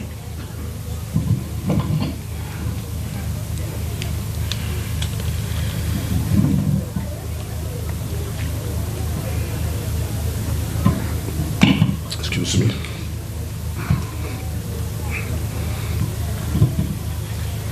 Unfortunately, her life was short-lived. We declared Wednesday, the 25th of August, to be the day of University of Fort Hare community, to be the day of mourning. And we suspended all university operations so that all in the university can partake in that special moment. We did not come here because it is a routine for the university to send a delegation to the bereaved family. We are here because Nosicelo was part of us. Nosicelo was our child. Nosicelo was one of our brightest students. Nosicelo was completing her LLB degree this year, this semester. Nosicelo was destined to be a woman judge at the Constitutional Court. Nosicelo was going to profile our university as one of the best in the country. Nosicelo's death was so unnatural and therefore affected all of us very badly. As management, if we had choice and power over death, Nosicelo will be one of those students who would wish that they never die, because she has been a good student of the university. Those of you who were part of the memorial service of Nosicelo, which was held in East London campus at the Miriam Makeba Hall on Wednesday, 25 August, you may have seen how heartbroken, emotionally drained, and devastated Professor Butlungu, the Vice Chancellor and Principal of the university, was. I have personally not seen him so heartbroken until that day, when we heard the devastating news of the passing on of Nosicelo. He told me and other colleagues personally to do everything to ensure that all logistics regarding the sending off of our beloved students are done to perfection. 2 hours would hardly pass by without him checking on me, just to check if I was coping with the situation and how I was working with the family. For he knew this was an abnormal situation. That was all because of the love he has for his students. For we cannot be a university if we do not have students. Nosicelo's death caused a lot of pain to management, students, staff in the Faculty of Law, and the university community in general. What made us very sad, it was also because her untimely death came on the month we were celebrating and honoring women who have excelled in their work in this country. It was for this reason that we also honored Nosicelo and the other 2 women through the artwork at our Ellis campus done by our Fine Arts Department. The family was looking forward to organize their beloved child a graduation party, but unfortunately it was not meant to be. To our Dean of the Faculty of Law, Dr. Nombulelo Lovisi Bizani, and her staff, we are aware that Nosicelo was going to enhance and elevate your throughput rate with good results, but unfortunately it was not meant to be. Like we are doing to the family, we want to wish you more strength as you carry the vision of Nosicelo going forward. We will support you and our students during the court trial of the accused to ensure that justice is served. We will continue to work with government and other stakeholders to ensure that we provide a safer environment for our students. The partnership we have seen during this period of mourning, the death of Nosicelo, will be strengthened for the benefit of our country. We are grateful to the SAPS under the leadership of Brigadier Mtolisi Nkokana for the role they have played in ensuring that the person who committed this horrendous crime was arrested immediately.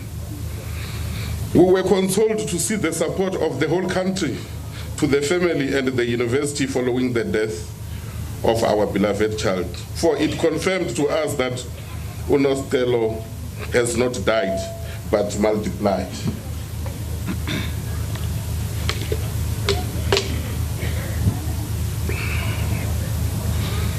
Nosicelo will always be remembered by the University of Fort Hare community, and a number of projects will be initiated in her memory. The University of Fort Hare management is grateful to the family of Mtebeni for allowing us the opportunity to partake in sending off their beloved daughter, and we are thankful for the little time we had to interact with her in the university. We felt much better when we received messages of condolences from many organizations, but just to mention a few. We received messages from the Office of the Honorable Minister Blade Zimande, Minister of Higher Education, Science and Innovation, Office of the Premier Honorable Oscar Mabuyane, University South Africa known as USAF, Council of the University of Fort Hare, the Convocation of the University of Fort Hare, anti-gender-based violence organizations, Justice Mandi Samaya, the President of South African Chapter of the International Association of Women Judges and the African Regional Director, churches of our communities, South African Union of Students known as SABC, the National Association for Student Development Practitioners. To all of you gathered here today, it would appear that no matter how we people on earth can try to make us understand and accept what happened to Nosicelo, it will never make sense to us. However, I want us to find solace in the word of God in the following two verses. Isaiah chapter 21 verse 10. Fear not, for I am with you. Be not dismayed, for I am your God.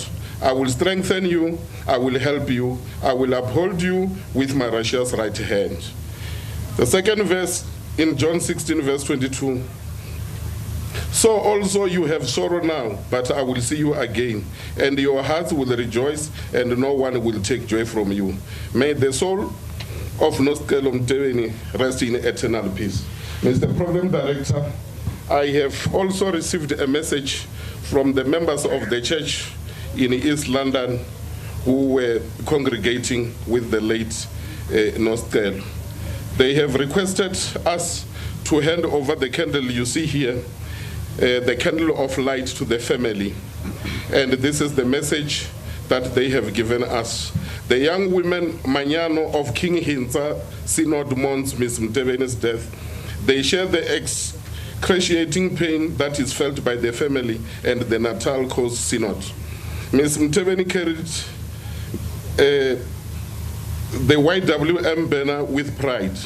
The King Hintsa Synod knows that Ms. Mtebeni is now a guardian and an angel to the family. Young women, Manyano and the rest of the world, she is the light of those who need light. May her soul rest in eternal peace. I thank you.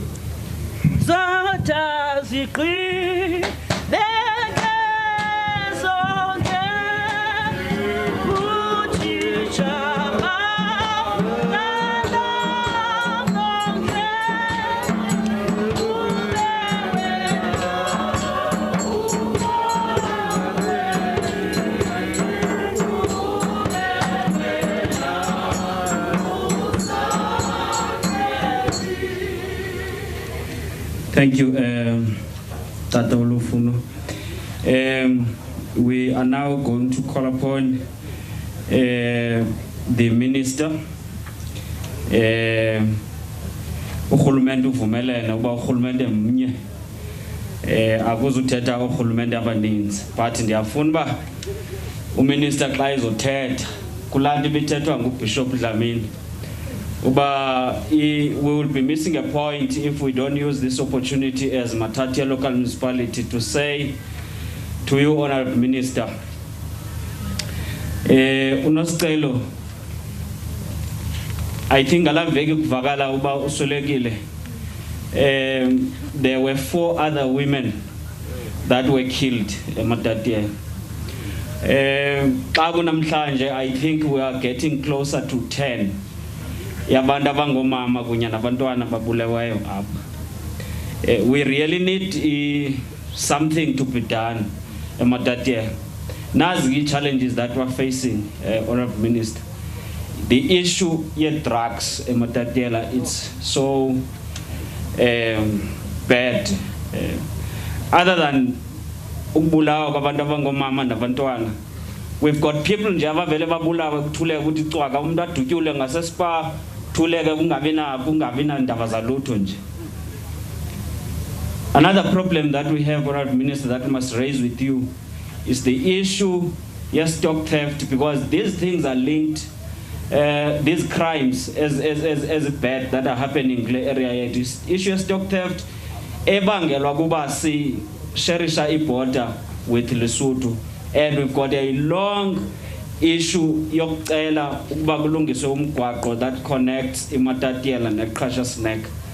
Dala seyithetha mphathiswa, but we really hope that xa uhamba apha you will carry a message at least to Minister Bhekicele and other security cluster ministers, but we need a serious program that is going to be coordinated Matatiele edivanisa wonke umuntu ukuba siyeke uthetha nje, because kudala sithetha but akuchange akho nto yenzekayo. So siyacela ke mphathiswa umphathiswa xa izawuza ndizawucela wena Thole qaqane sibali wami kuculela umphathiswa mani ukhe wazi uba ukhe waculela umphathiswa wakho, because uThole uphangela kwi-TVET college, so uphakamisa umphathiswa wakhe.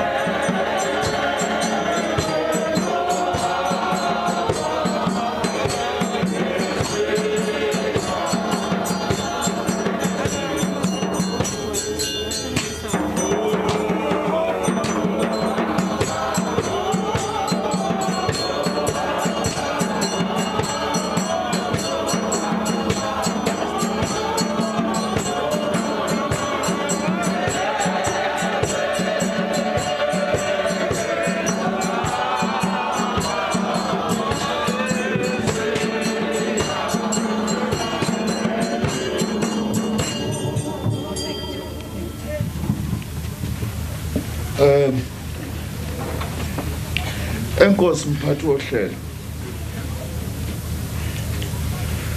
siyabonga kakhulu lo msebenzi enisiphathele wona. Ngicela ukuqala ngokubingelela kubazali baka Nosicelo, utata ukhulisile nomama uNtombazandile baka Mtebeni na wonke umndeni. Ngicela ukubingelela Bishop Dlamini nabo bonke abefundisi abakhona basiphathele lo msebenzi.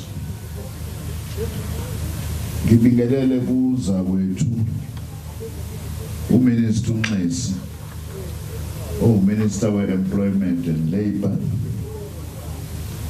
Ngibingelele kusisi uSiphokazi uSithi MEC umphathi Social Development oPhondweni Eastern Cape.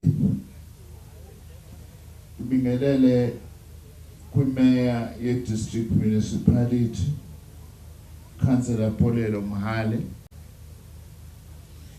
Ngibingelele inkosi uKhauoe,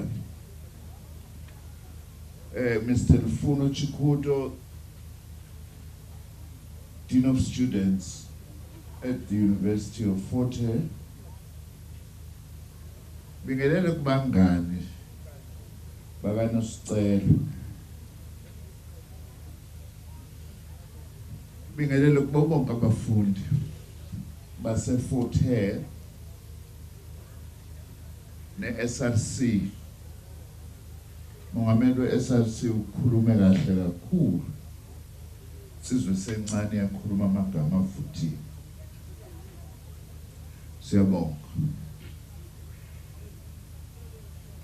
Sibingelele nabanye bonke bamasonto ahlukene akhona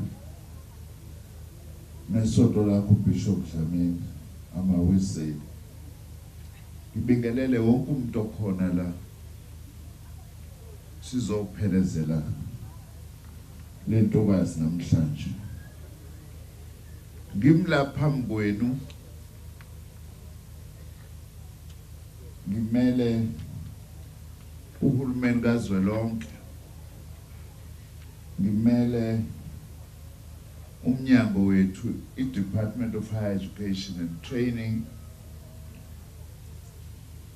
Ngicelwe na ikomiti leParliament ukuthi nalo sizodlulisa lo myalezo sisonke emndenini ukuthi nilale ngenxeba.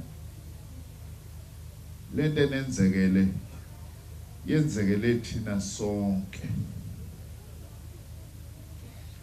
Ngidlulisa nomyalezo ke ovela kwi-Higher Health nomyalezo ovela kwi-NSFAS.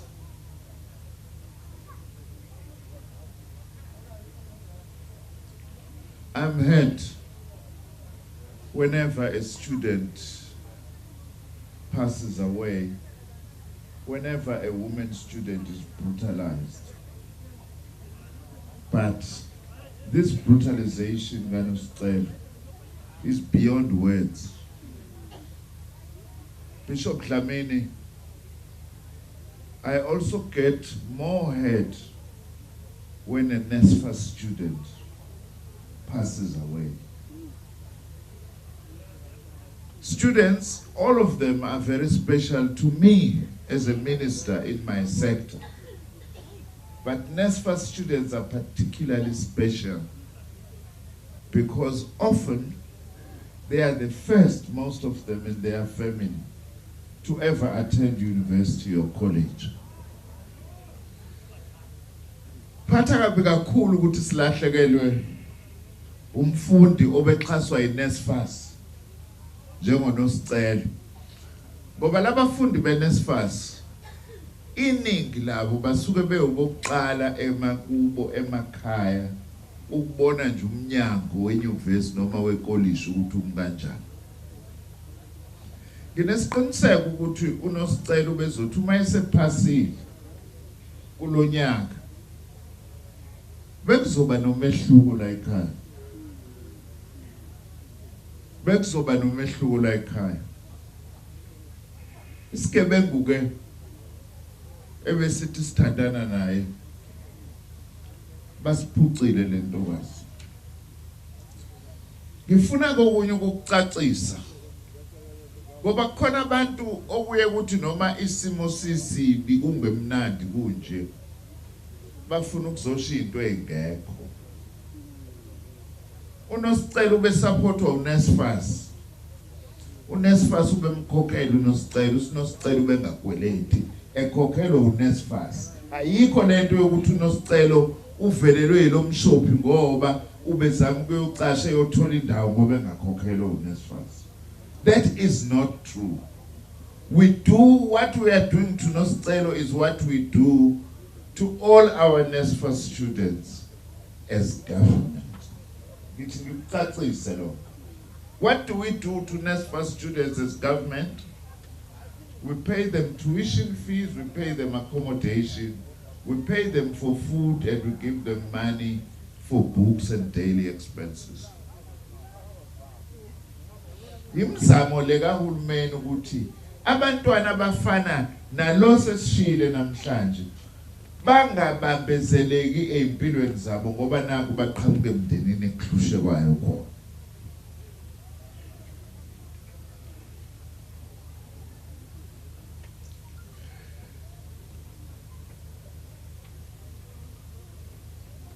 We've come to bury and say goodbye to Nosicelo, who has been brutally murdered, we are told, by her boyfriend.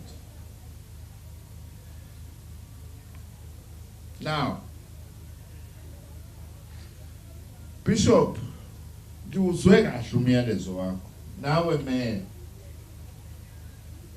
Ukuthi thina siwuhulumeni nilindele ukuthi masenzeni.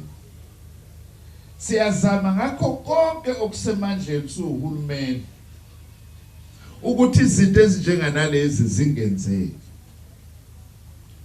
Uhulumeni kazwelonke, uhulumeni wasophondweni, uhulumeni basekhaya ukuthi kuvikeleke abantu besifazane bangahlukunyezwa. Kodwa masikhuluma iqiniso njengoba ushilo Bishop, lolu daba angeke luwinwe uhulumeni ehamba yedwa engasebenzi nemkhakha yonke emphakathi, ngisho isonto imbala lineqhaza elikhulu okufanele lilibambe. Uyabona kuma sekunje ayikho into okungafanele sikhulume ngayo ukuze siphendule lo mbuzo engizobeka njengamanje. Yini le esitshela abafana uma bekhula abanye babo baze benza amanyala anjengalawa enzeke njengoba sizofihla namhlanje? Siphinde sibuze umbuzo wesibili, yini lena esingayitshela abafana okufanele ngabe siyitshela siyabatshela yona emasontweni, kwezemidlalo, noma ngabe ikuphi la kutholakala khona abafana? Minister Nxesi ngizosho nento abanye baye bathi ayikhulunyu. Abafana uma beyosuthwini batshelwani? Noma abafana uma beyosuthini yini abangatshelwa yona okufanele ngabe bayatshelwa yona? Because nothing must be a no-go area now. Where boys are, we need to begin to ask the question, what are we telling the boys such that some of them become monsters like Nosicelo's boyfriend? And what is it that we don't tell them which we are supposed to tell them? And there must be a no-go area. Everywhere where boys are, we need to ask this question, because clearly there is a challenge and a problem. As government, we are putting a lot of money to build student accommodation. In Fort Hare, we were just opening Alice student residences with more than 2,000 beds. Beautiful. Because as government, we are trying to say we want to create a safe environment for our students, especially for our women students. We're spending billions of rands. We are still going to spend more. Kodwa bese kubakhona into engihluphayo Bishop. Sesizakhile lezindlu zokuhlala abafundi zizinhle zinjalo. Baqhubeka abantu besifazane babulawa. Ngoba ubulawa umuntu athandana naye bahleli kuyona lendlu. Ngaphakathi bobabili. Ngiyasibuza ukuthi bebepha abanye abantu abamzwanga Nosicelo ekhaya. Bebepha abanye abantu. Kwala-ke sesikwenzile lokho okukhomba ukuthi le nkinga esinayo ijule kakhulu. Ngoba abantu besifazane abaningi babulawa abantu abazana nabo nabahlala nabo nabathandana nabo. That's a fact. Most women who are abused, they are abused by people they know or their close relatives or their lovers or their spouses. Which means this challenge is a societal challenge. I get asked on television the other day, what are you doing in East London? We are doing all we can in East London together with the university to make these residences where Nosicelo was staying to be safe. It's important to do so, but that is not adequate. Because even if we create what appears to be a safe environment from crime, but it continues to be unsafe for women who get brutalized and killed by their own lovers. Now, umsebenzi Bishop, esinawo sisonke. I do want to concede though The church, I'm aware, does play its role. In fact, we would be in bigger trouble with our youth if there was no contribution made by the church to try and bring together the youth and teach them better. But nevertheless, the church itself. Let me go to abafana isiyabaza abafana iyo ke lento edala inkinga. Abafana. Nanokuthi yini into esiyitshela abafana ukuze bangaqhubeki benze lento abayenza. That is our main message today as government, that we must all stand up. On our side, we are going to do the best we can. Mayor Matatiele, your message, I'm going to pass it on to the ministers, to the president, that you have this challenge. It's a challenge that is all over. We know as government, there are lots of programs that we are implementing, working together with you. We need to do more, Bishop. We accept that.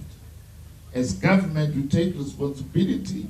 We have to do more, but we won't win this fight on our own without the rest of the community in all its aspects. It is also important that as men, we reflect on what role we need to be playing ourselves in society.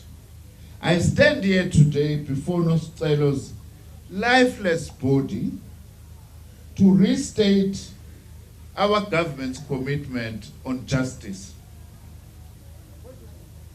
We must thank the police that at least they have arrested someone. They've now arrested someone who we are told, I must be careful, but we are told that it's Nosicelo's boyfriend.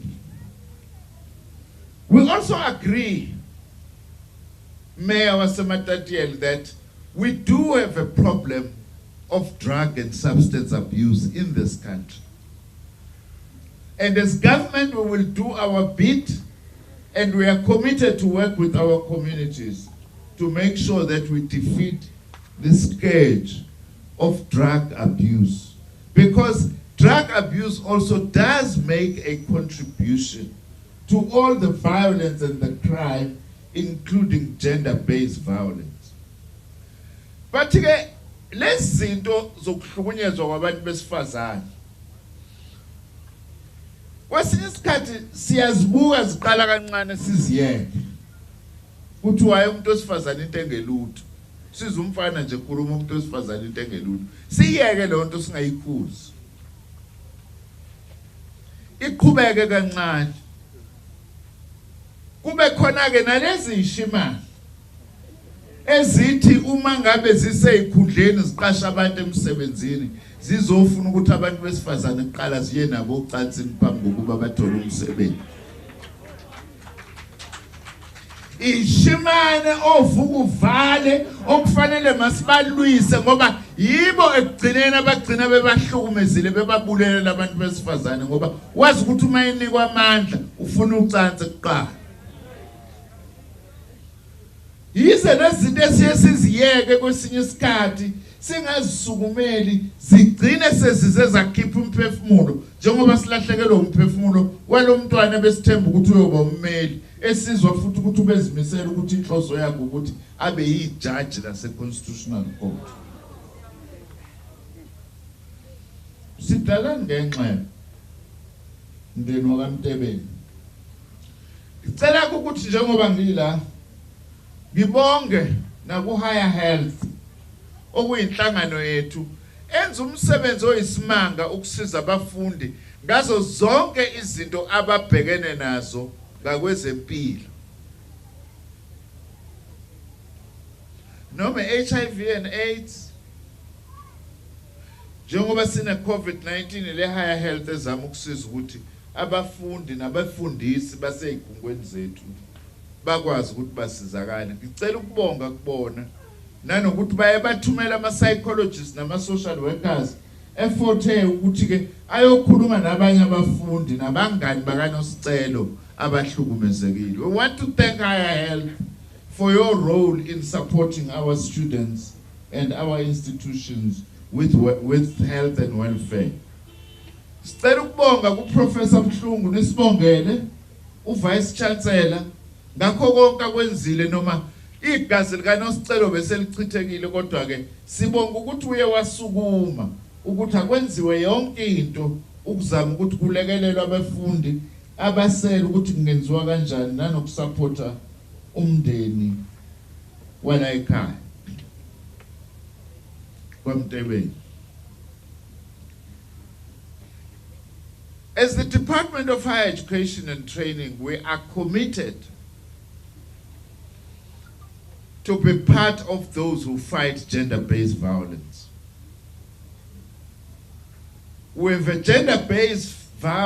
framework to fight gender-based violence in higher education.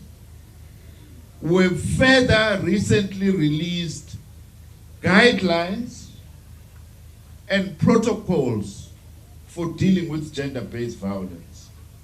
On our side as a sector, we are committed to do all we can so that hopefully in future we won't lose abantu abafana noNosicelo. Ingane zethu. Sithi ke hamba kahle noSicelo. Ngane yethu. Kimina njengominister ingane zami zonke lezi ezikwa education. Ngoba ngiyazithanda, ngithanda zisebenze. Ngithande kakhulu lezi ingane abantwana abakwa NSFAS. Njengalo esomgcwaba namhlanje. Silahlekelwa umuntu obezosebenza amise ikhaya. Sithi ke emndenini sicela ukuthi nilale ngenxeba. Siuhulumeni silomnyango. Sitho kwehlele nina. Kwehlele nathi noma inxeba libhlungu kakhulu kunina. Kodwa nakuthina silahlekelwa. Kakhulukazi ukulahlekelwa abantwana bonke siyabatana. Kodwa ngiyafuna ukuyisho lento abantwana basemakhaya isikhathi esiningi abeve bewenza umehluko. Ngiyadrive la eMatatiele ngiyabuka nje uyabona ukuthi sekukhona nemizi eminye okungasafani naleyo yaMatatiele dala wemene.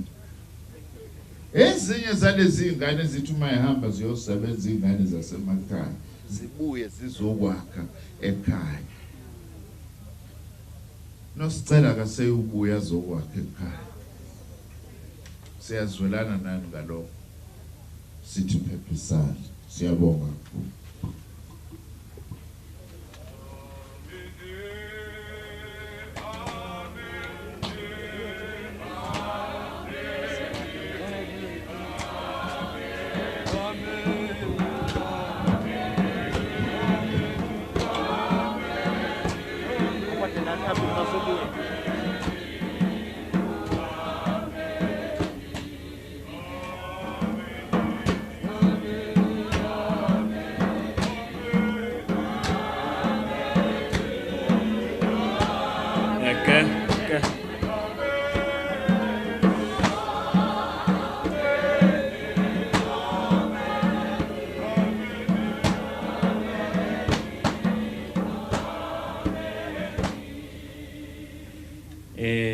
Inkosi kakhulu ku-Honorable Minister and uthathile umyalezo sisinomvula umphathiswa uzoqhubeka nawo asiphathele uMinister Cele and other ministers basizoke sixoxe ngezingxaki zethu esijongene nazo apha eMatatiele. Ndingalulanga ndicela utata uNkosi uKhauoe noNkosi uLudidi bazowenza nje umgca njengabantu abaphethe umhlaba egameni lobukhosi. Qhubeka njalo qaqana. Kancane nje Thole kuthi masiqale ngo Tata Uvukile Mtebeni yena ozawubongela ikhaya then sibe sesicela ke otata Nkosi njengabaphathi bomhlaba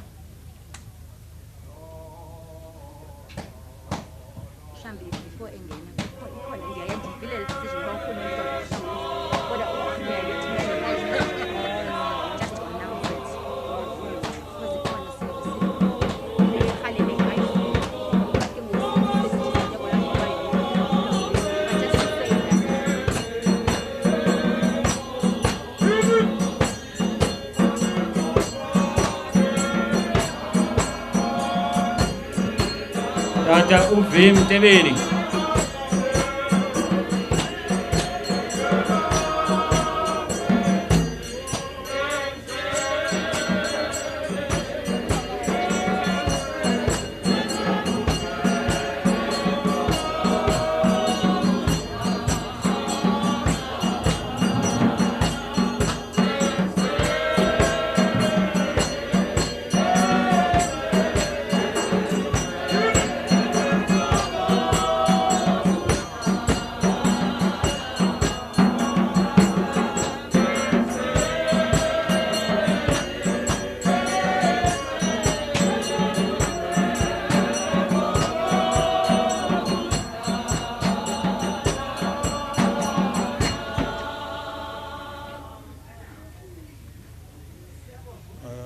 Amen.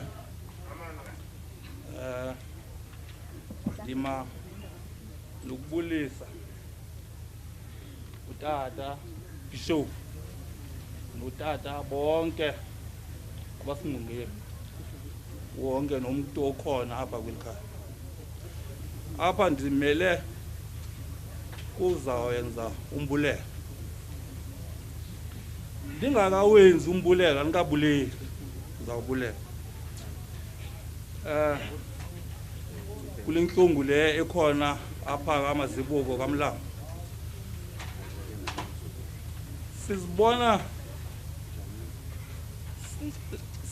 Sizibona singa asazi ngizawuthi sibona kanjani ngoba sizibona singathi akukamelkelanga ncane uthi ngendlela sibona kwenzeke ngakhona ngabantu abangene ngala gate bethi bazoza ududuza.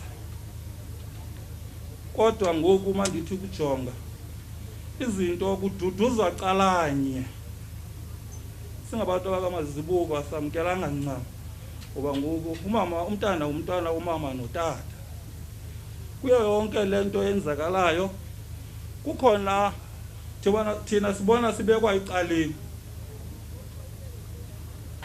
Zonke izinto ziyenza sizigqitshiwe.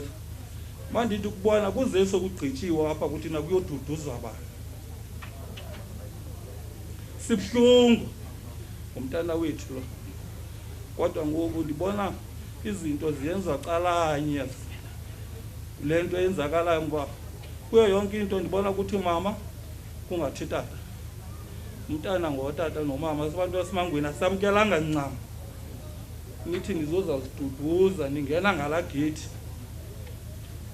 Kodwa ngoku asidudulezekanga ngoba ngoku sibona ukuthi ingathi ngoku anizanga duduza nizoza kuhlula. Ezokuhlula ayizo zabantu abalapha. Inoba bezinto zomndeni. Besifuna umndeni ezo bezingafuni nina.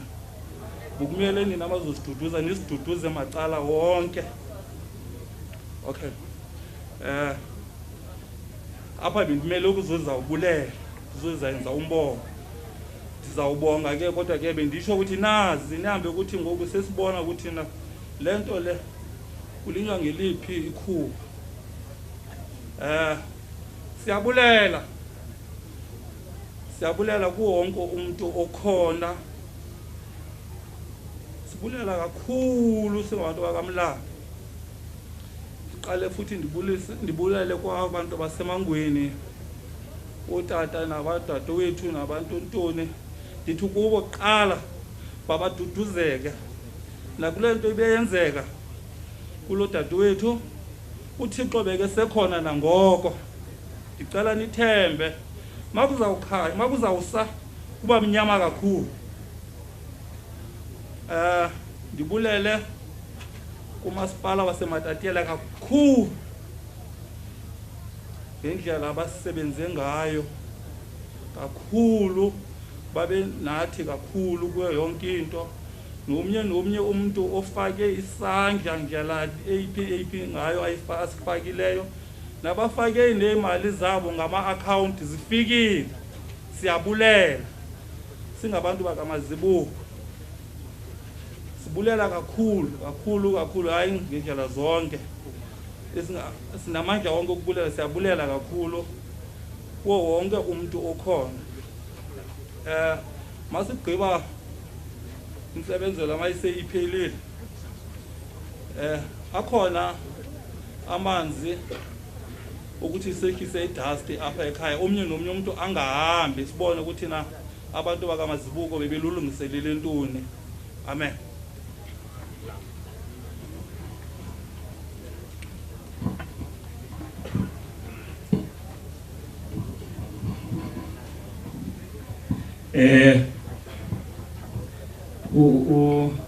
ukansela Mahalek udla ngondilungisa xa ndiyophula isuthu kodwa ke esisuthweni kuthiwa ikhutywa inamanqina amane so mhlawumbe kungenzeka kuba ukhona ugqithiqhitho okhe wenzeka kodwa noko besigadile singumasipala egameni likarhulumente uba singake silinge sifake iinyawo zethu kwinhlaba ongasifanelanga futhi ukusukela ukuqala kweprogram ukuza apha ekupheleni kwayo noko akhange sivento ethi into ethile ikekelela ngaphi na kodwa ke uba ngaba yenzekile loo nto ndiyafuna uyixolisela on behalf of government and all the speakers ebezithetha apha kwiprogram thina eyona nto esiyikhathalele kakhulu singumasipala norhulumente is the post funeral counseling nokuguida nokuba nefamily kaNosicelo ide ibe iyafikelele kuyiqheleni into yobana uNosicelo is no more, and also include other families that have lost their loved ones ngohlobo uNosicelo ahambe ngalo. Qaqani kokugqibela ngoku ndithetha nawe ndiphakamisa ke ngoku Marena ntate Khauoe ntate Ludidi kuthiwe ndicele nina nje nizokrwela umgca egameni lobukhosi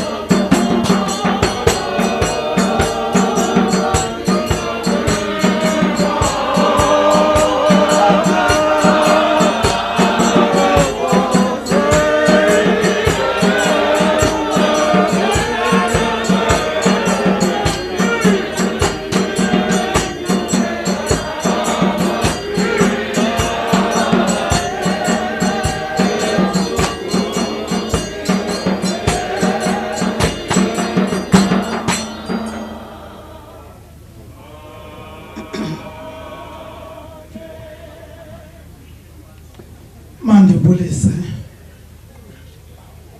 umzi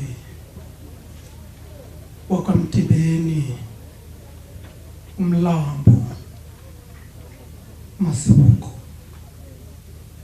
ndibulise ihlobo nezelamani zelikhaya indwendwe ezisuka kude nezalapha fitshane umeya wase Matatiele. Minister wakwa education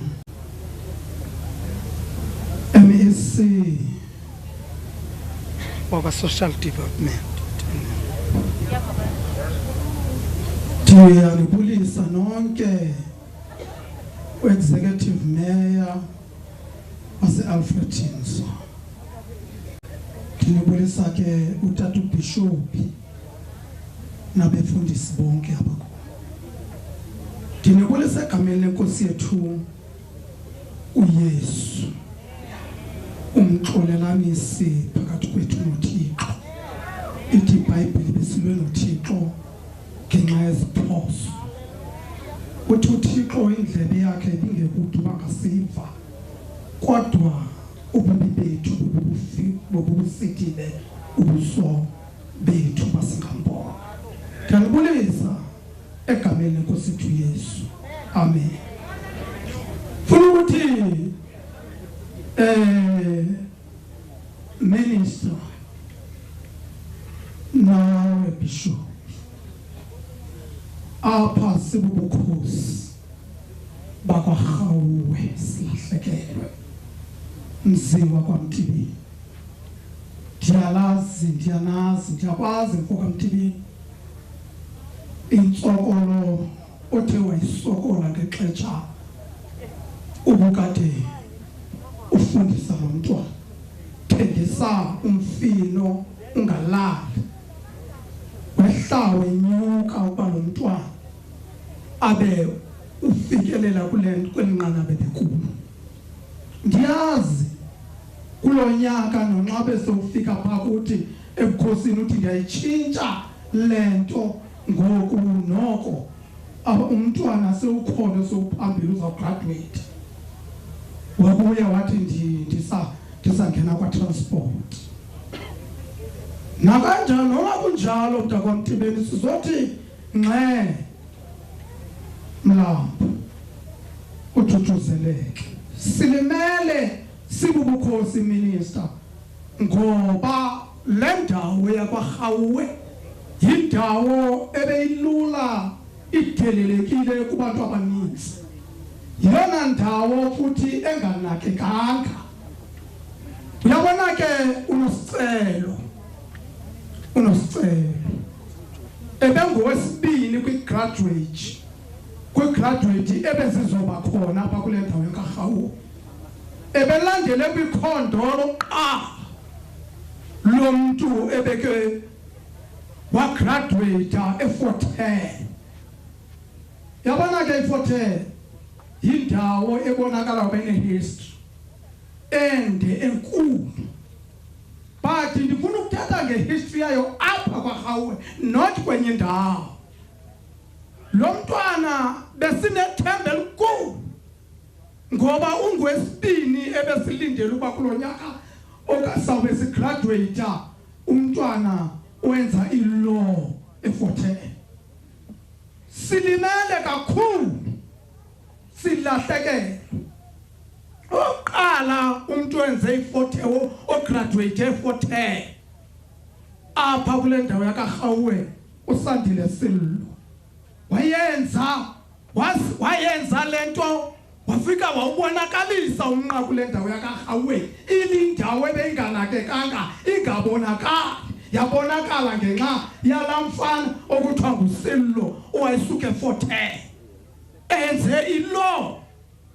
Le law ebeyisenziwa nguNosicelo. uNosicelo besilindele uba sobe sinegqwetha mani elisuka eFort Hare. Sizibona ukuthi sizibona uba sizawuzitya igila siyiKhauoe. Ngabantwana abathe bayibeka le ndawo yalapha kwaKhauoe yabasenqanabeni eliphezulu. Sakuba singamaplazi kule ndawo. Asinabukhosi obugcweleyo nobukhosi bamaplazi obudelelekileyo nobujongelwa phansi. Kodwa aba bantwana bawenza bawubeka umnqa kuthiwa bayile bagela molamu patlelo ka Sesotho. Ke batla hore re leboha evenly li sibonga ne office ka premier yona na ngokwe esa minister ike yafanda omnye owethu kwalapha kwa Khauoe siyayazi lonto owenza iLLB lonto yasinika ukuba sile ndawo sisanyukela ekuphileni uNosicelo ebengowesibini ebeyenza lemfundo eLLB siqonda into kokuba sawa bakhulu kule ndawo sibe sisiba silimele bethu na sibuhlungu kodwa ndifuna ukuthi mziwa kwa Mtebeni mfo wakamazibuko uThixo mfondini umjonge ubheke phezulu uThixo uza kunceda siyazi ngendlela osokole ngayo mntakaThixo usehla usenyuka uzama uba lo mntwana abe ngumuntu ibe namhlanje obese siba apha kweli khaya funa ukuthi ke ngalawo mazwi kumzi wakaKhauoe uphela nezihlobo nezelamani minister and MEC siyabulela botata kakhulu ukuthi nizofika kule ndawo asizuyeka ke ukuba otata tata ubishop ake nikhwaze baphezulu lento ayisanidi ukuba ubani unolwazi hlulile sayifuna kuthandazwe kuzilwe ukudla emadoda makuzilwe ukudla kuthandazwe ngoba esisifo uthi uYesu ngenye imini ayikho into engahlula esisifo ngeneni kokuba umuntu asivimbe ukudla athandaze utsho njalo uminister xa behleli kule ndawo uthi madoda intema ezawuthi sincede kukuba nani ningabefundisa imani ngenyawo nayo wonke umuntu but eyona nto ngokwezawusinceda kumthandazo masinyuke nentaba madoda kuyothandazwa ndiyabulela inkosi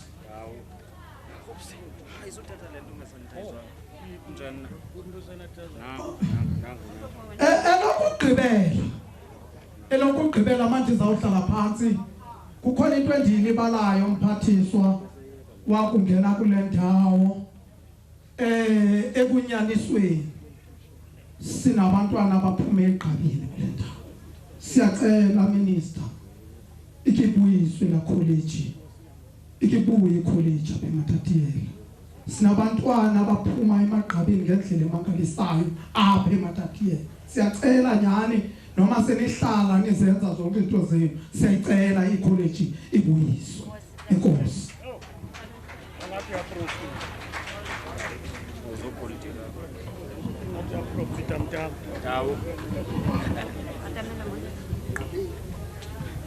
mandibulise ndiqale kubafundisi ndize ko premier bonke ndize kumeya wedolophu yaseMatatiele ndiphuma phayana kulididi ndilandela amathambo wam aye azowe lapha kwaKhauoe impofini lapha imkhemani lapha izitapili lapha ihamba nenkosi endim ezomela ubukhosi bakalididi so ke ndithe namhlanje unkosi wathi Mtsholi undimele kwaba bantwana balapha silandela amathambo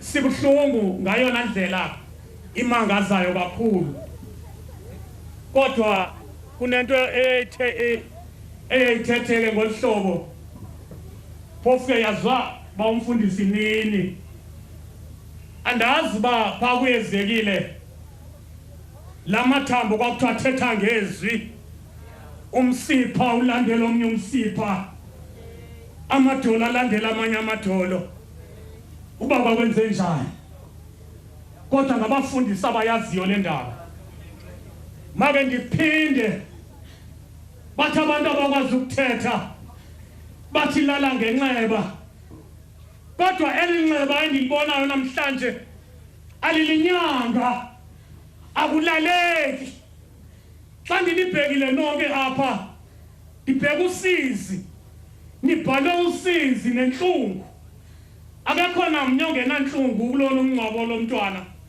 Sithi ke singulididi. Sonke si South Africa yonke. Zonke nezikhululo. I-Voice of Matatiele Alfred Inzo umhlobo wenene zonke yonke ezizikhululo zifike zabuva buhlungu lo msebenzi ombi kangaka. Sizokhuza ke madoda ukuthi le into ngamanyala.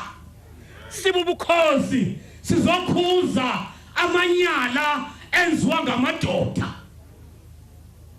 Ngoba kaloku ababantu begqibelela bethandana bencumelana ayiphethu indoda bethela umshiye. Kunoba mawenze kanje bethela umshiye. Sithi mntaka Khauoe ugcina abantwana bami. Ugcina abantwana bami kule ndawo. Enkosi.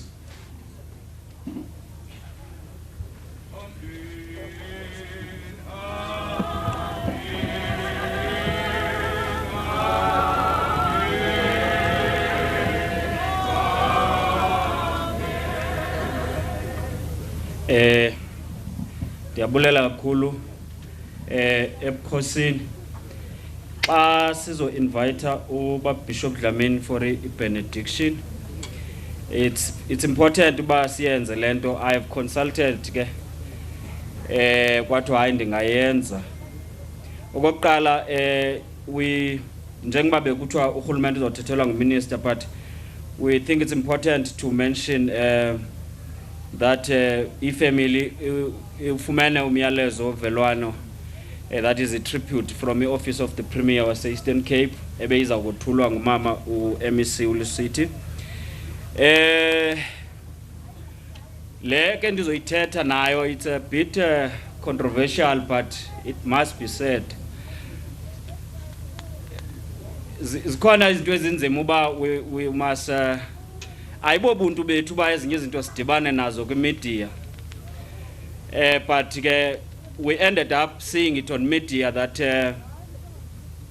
family ka perpetrator ka Aluta uba they feel the pain efilishwa ifamily yakwa Mtebeni. And sawenza kunako ukuchekisha mamfanta nefamily yakwa Mtebeni. And utata walapha ekhaya gave me an assurance babelikhaya avana problem nabazali baka Aluta. And xa iya ixesha lihamba mhlawumbe through the efforts the University of Fort Hare counseling and all that is being done to the family yakwa Mtebeni, we really wish ukuthi nefamily yakulo perpetrator ingalivaleki, because they seem to be finding it very difficult. But mandiyithethe apha uba ifamily yalapha ekhaya itshilo into yobana ayinangxaki nefamily ka Aluta, because akho mntu ongayaziyo uba wonke umzali xa imitha umntana usube emitha umntana, xa imncancisa ubisi umncancisa ubisi. Akakho umzali oyathi umncancisa ibhiya owakhe xa imbeka ebeleni. So whatever yenzeke ku-Aluta ubade afikelele kulaa meko kwakuyo ayibekwa ebazalini bakhe ityala. So kuthiwe ke mandize ndiyithethe. I then invite you ke Qaqane uba usibizele uBishop for benediction, and then after benediction ukhona uMiss Gwanya for just one important announcement.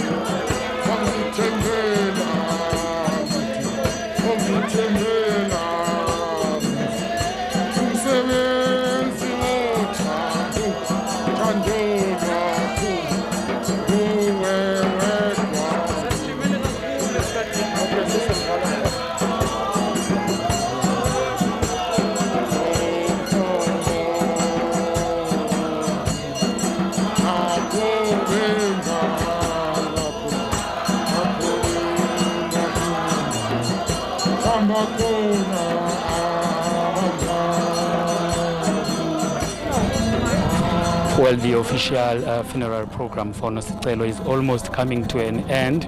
It has been a very emotional send-off wherein speakers are crying about gender-based violence. We've heard their family speaking about the high hopes that they had for Nosicelo, and they were hoping that they would have a graduation ceremony wherein they will be celebrating her successes, but unfortunately this has not happened. She was brutally murdered, so those dreams now were shattered before they could be realized. And it's been a very emotional and a tough 2 weeks even for the students of Fort Hare University, having to deal with the loss of their schoolmate. With me, I am joined by one of the SRC member. Her name is Spokazi Mbalo. Spokazi, I understand that this has been very difficult for you guys, and you have been receiving counseling, but it's still not easy to come to terms with what has just happened. Thank you so much, Buti. This whole thing will never ever make sense, not today, not tomorrow, not ever, because our mate was brutally killed in a very bad manner. We will never understand it, no matter how much counseling we can go to, no matter what avenues we can visit. But this is a trauma and we will never heal from it. Tell me, what would you like to see happening? I understand that the person who's alleged to have killed Nosicelo is behind bars. What would you like to see happening to the person behind this? I wish that justice could be saved. I wish that all the authorities, all the government, all the justice system could be on our side for the first time, because they always protect the perpetrators. The perpetrators have more rights than us, so this whole thing doesn't make sense. I just wish that the government can put the effort that they're putting on coronavirus, they can put the same effort on GBV. In terms of your safety as a student around campus, this whole situation, how has it affected you guys, and how do you feel now in terms of? We don't feel safe. We did not feel safe before. Now it's even worse. We don't feel safe. It's very hard. Even when you walk out in the night, you have to look out your shoulder. Even when you walk in day, you have to look out your shoulder, because it's very difficult. It's very difficult. It's very difficult. I understand that you were a classmate to Nosicelo. Maybe kind of share with us the type of person that she was while she was still a student. Nosicelo was very shy. She used to come first in class just to take selfies, because she was bubbly. She loved taking pictures and everything, but she was not loud. She was not too much. She was just herself. She wanted to leave. She wanted to get her degree, and that was it. And her passing has sparked a lot of debate about the issue of gender-based violence and the role and the effective ways of fighting this scourge. What do you think should be done in order to actually fight the scourge of gender-based violence in society in general? The president has already identified the GBV to be a pandemic.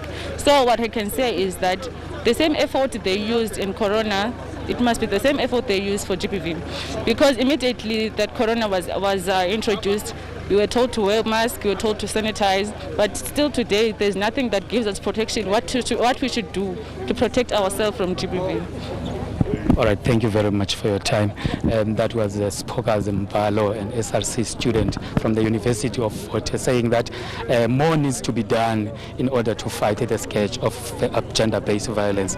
We do understand that the father of Nosicelo will be addressing the media in shortly, but we will inform you as soon as he's available. With that, it is back to you in studio.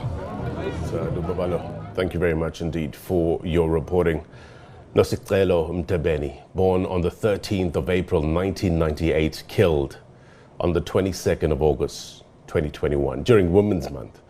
A law student with a promising future. Now, those close to Nosicelo, as you heard, hoping the law takes its course and the perpetrator is held accountable. In his written speech, Minister Bladen Zamani mentioned she was a lawyer in waiting who was to be the defender of the very human rights that she was denied its enjoyment by a criminal who ended her life prematurely. She has already been laid to rest in the Eastern Cape. And yet again, gender-based violence, as you heard from Lubabalo, in the spotlight. Our reporters in the Eastern Cape are on standby to tell us more about what her death means in the context of ending violence against women and children. Stand by for their reporting. My name is Lane Herman. This is The Agenda. It's Saturday, the 4th of September.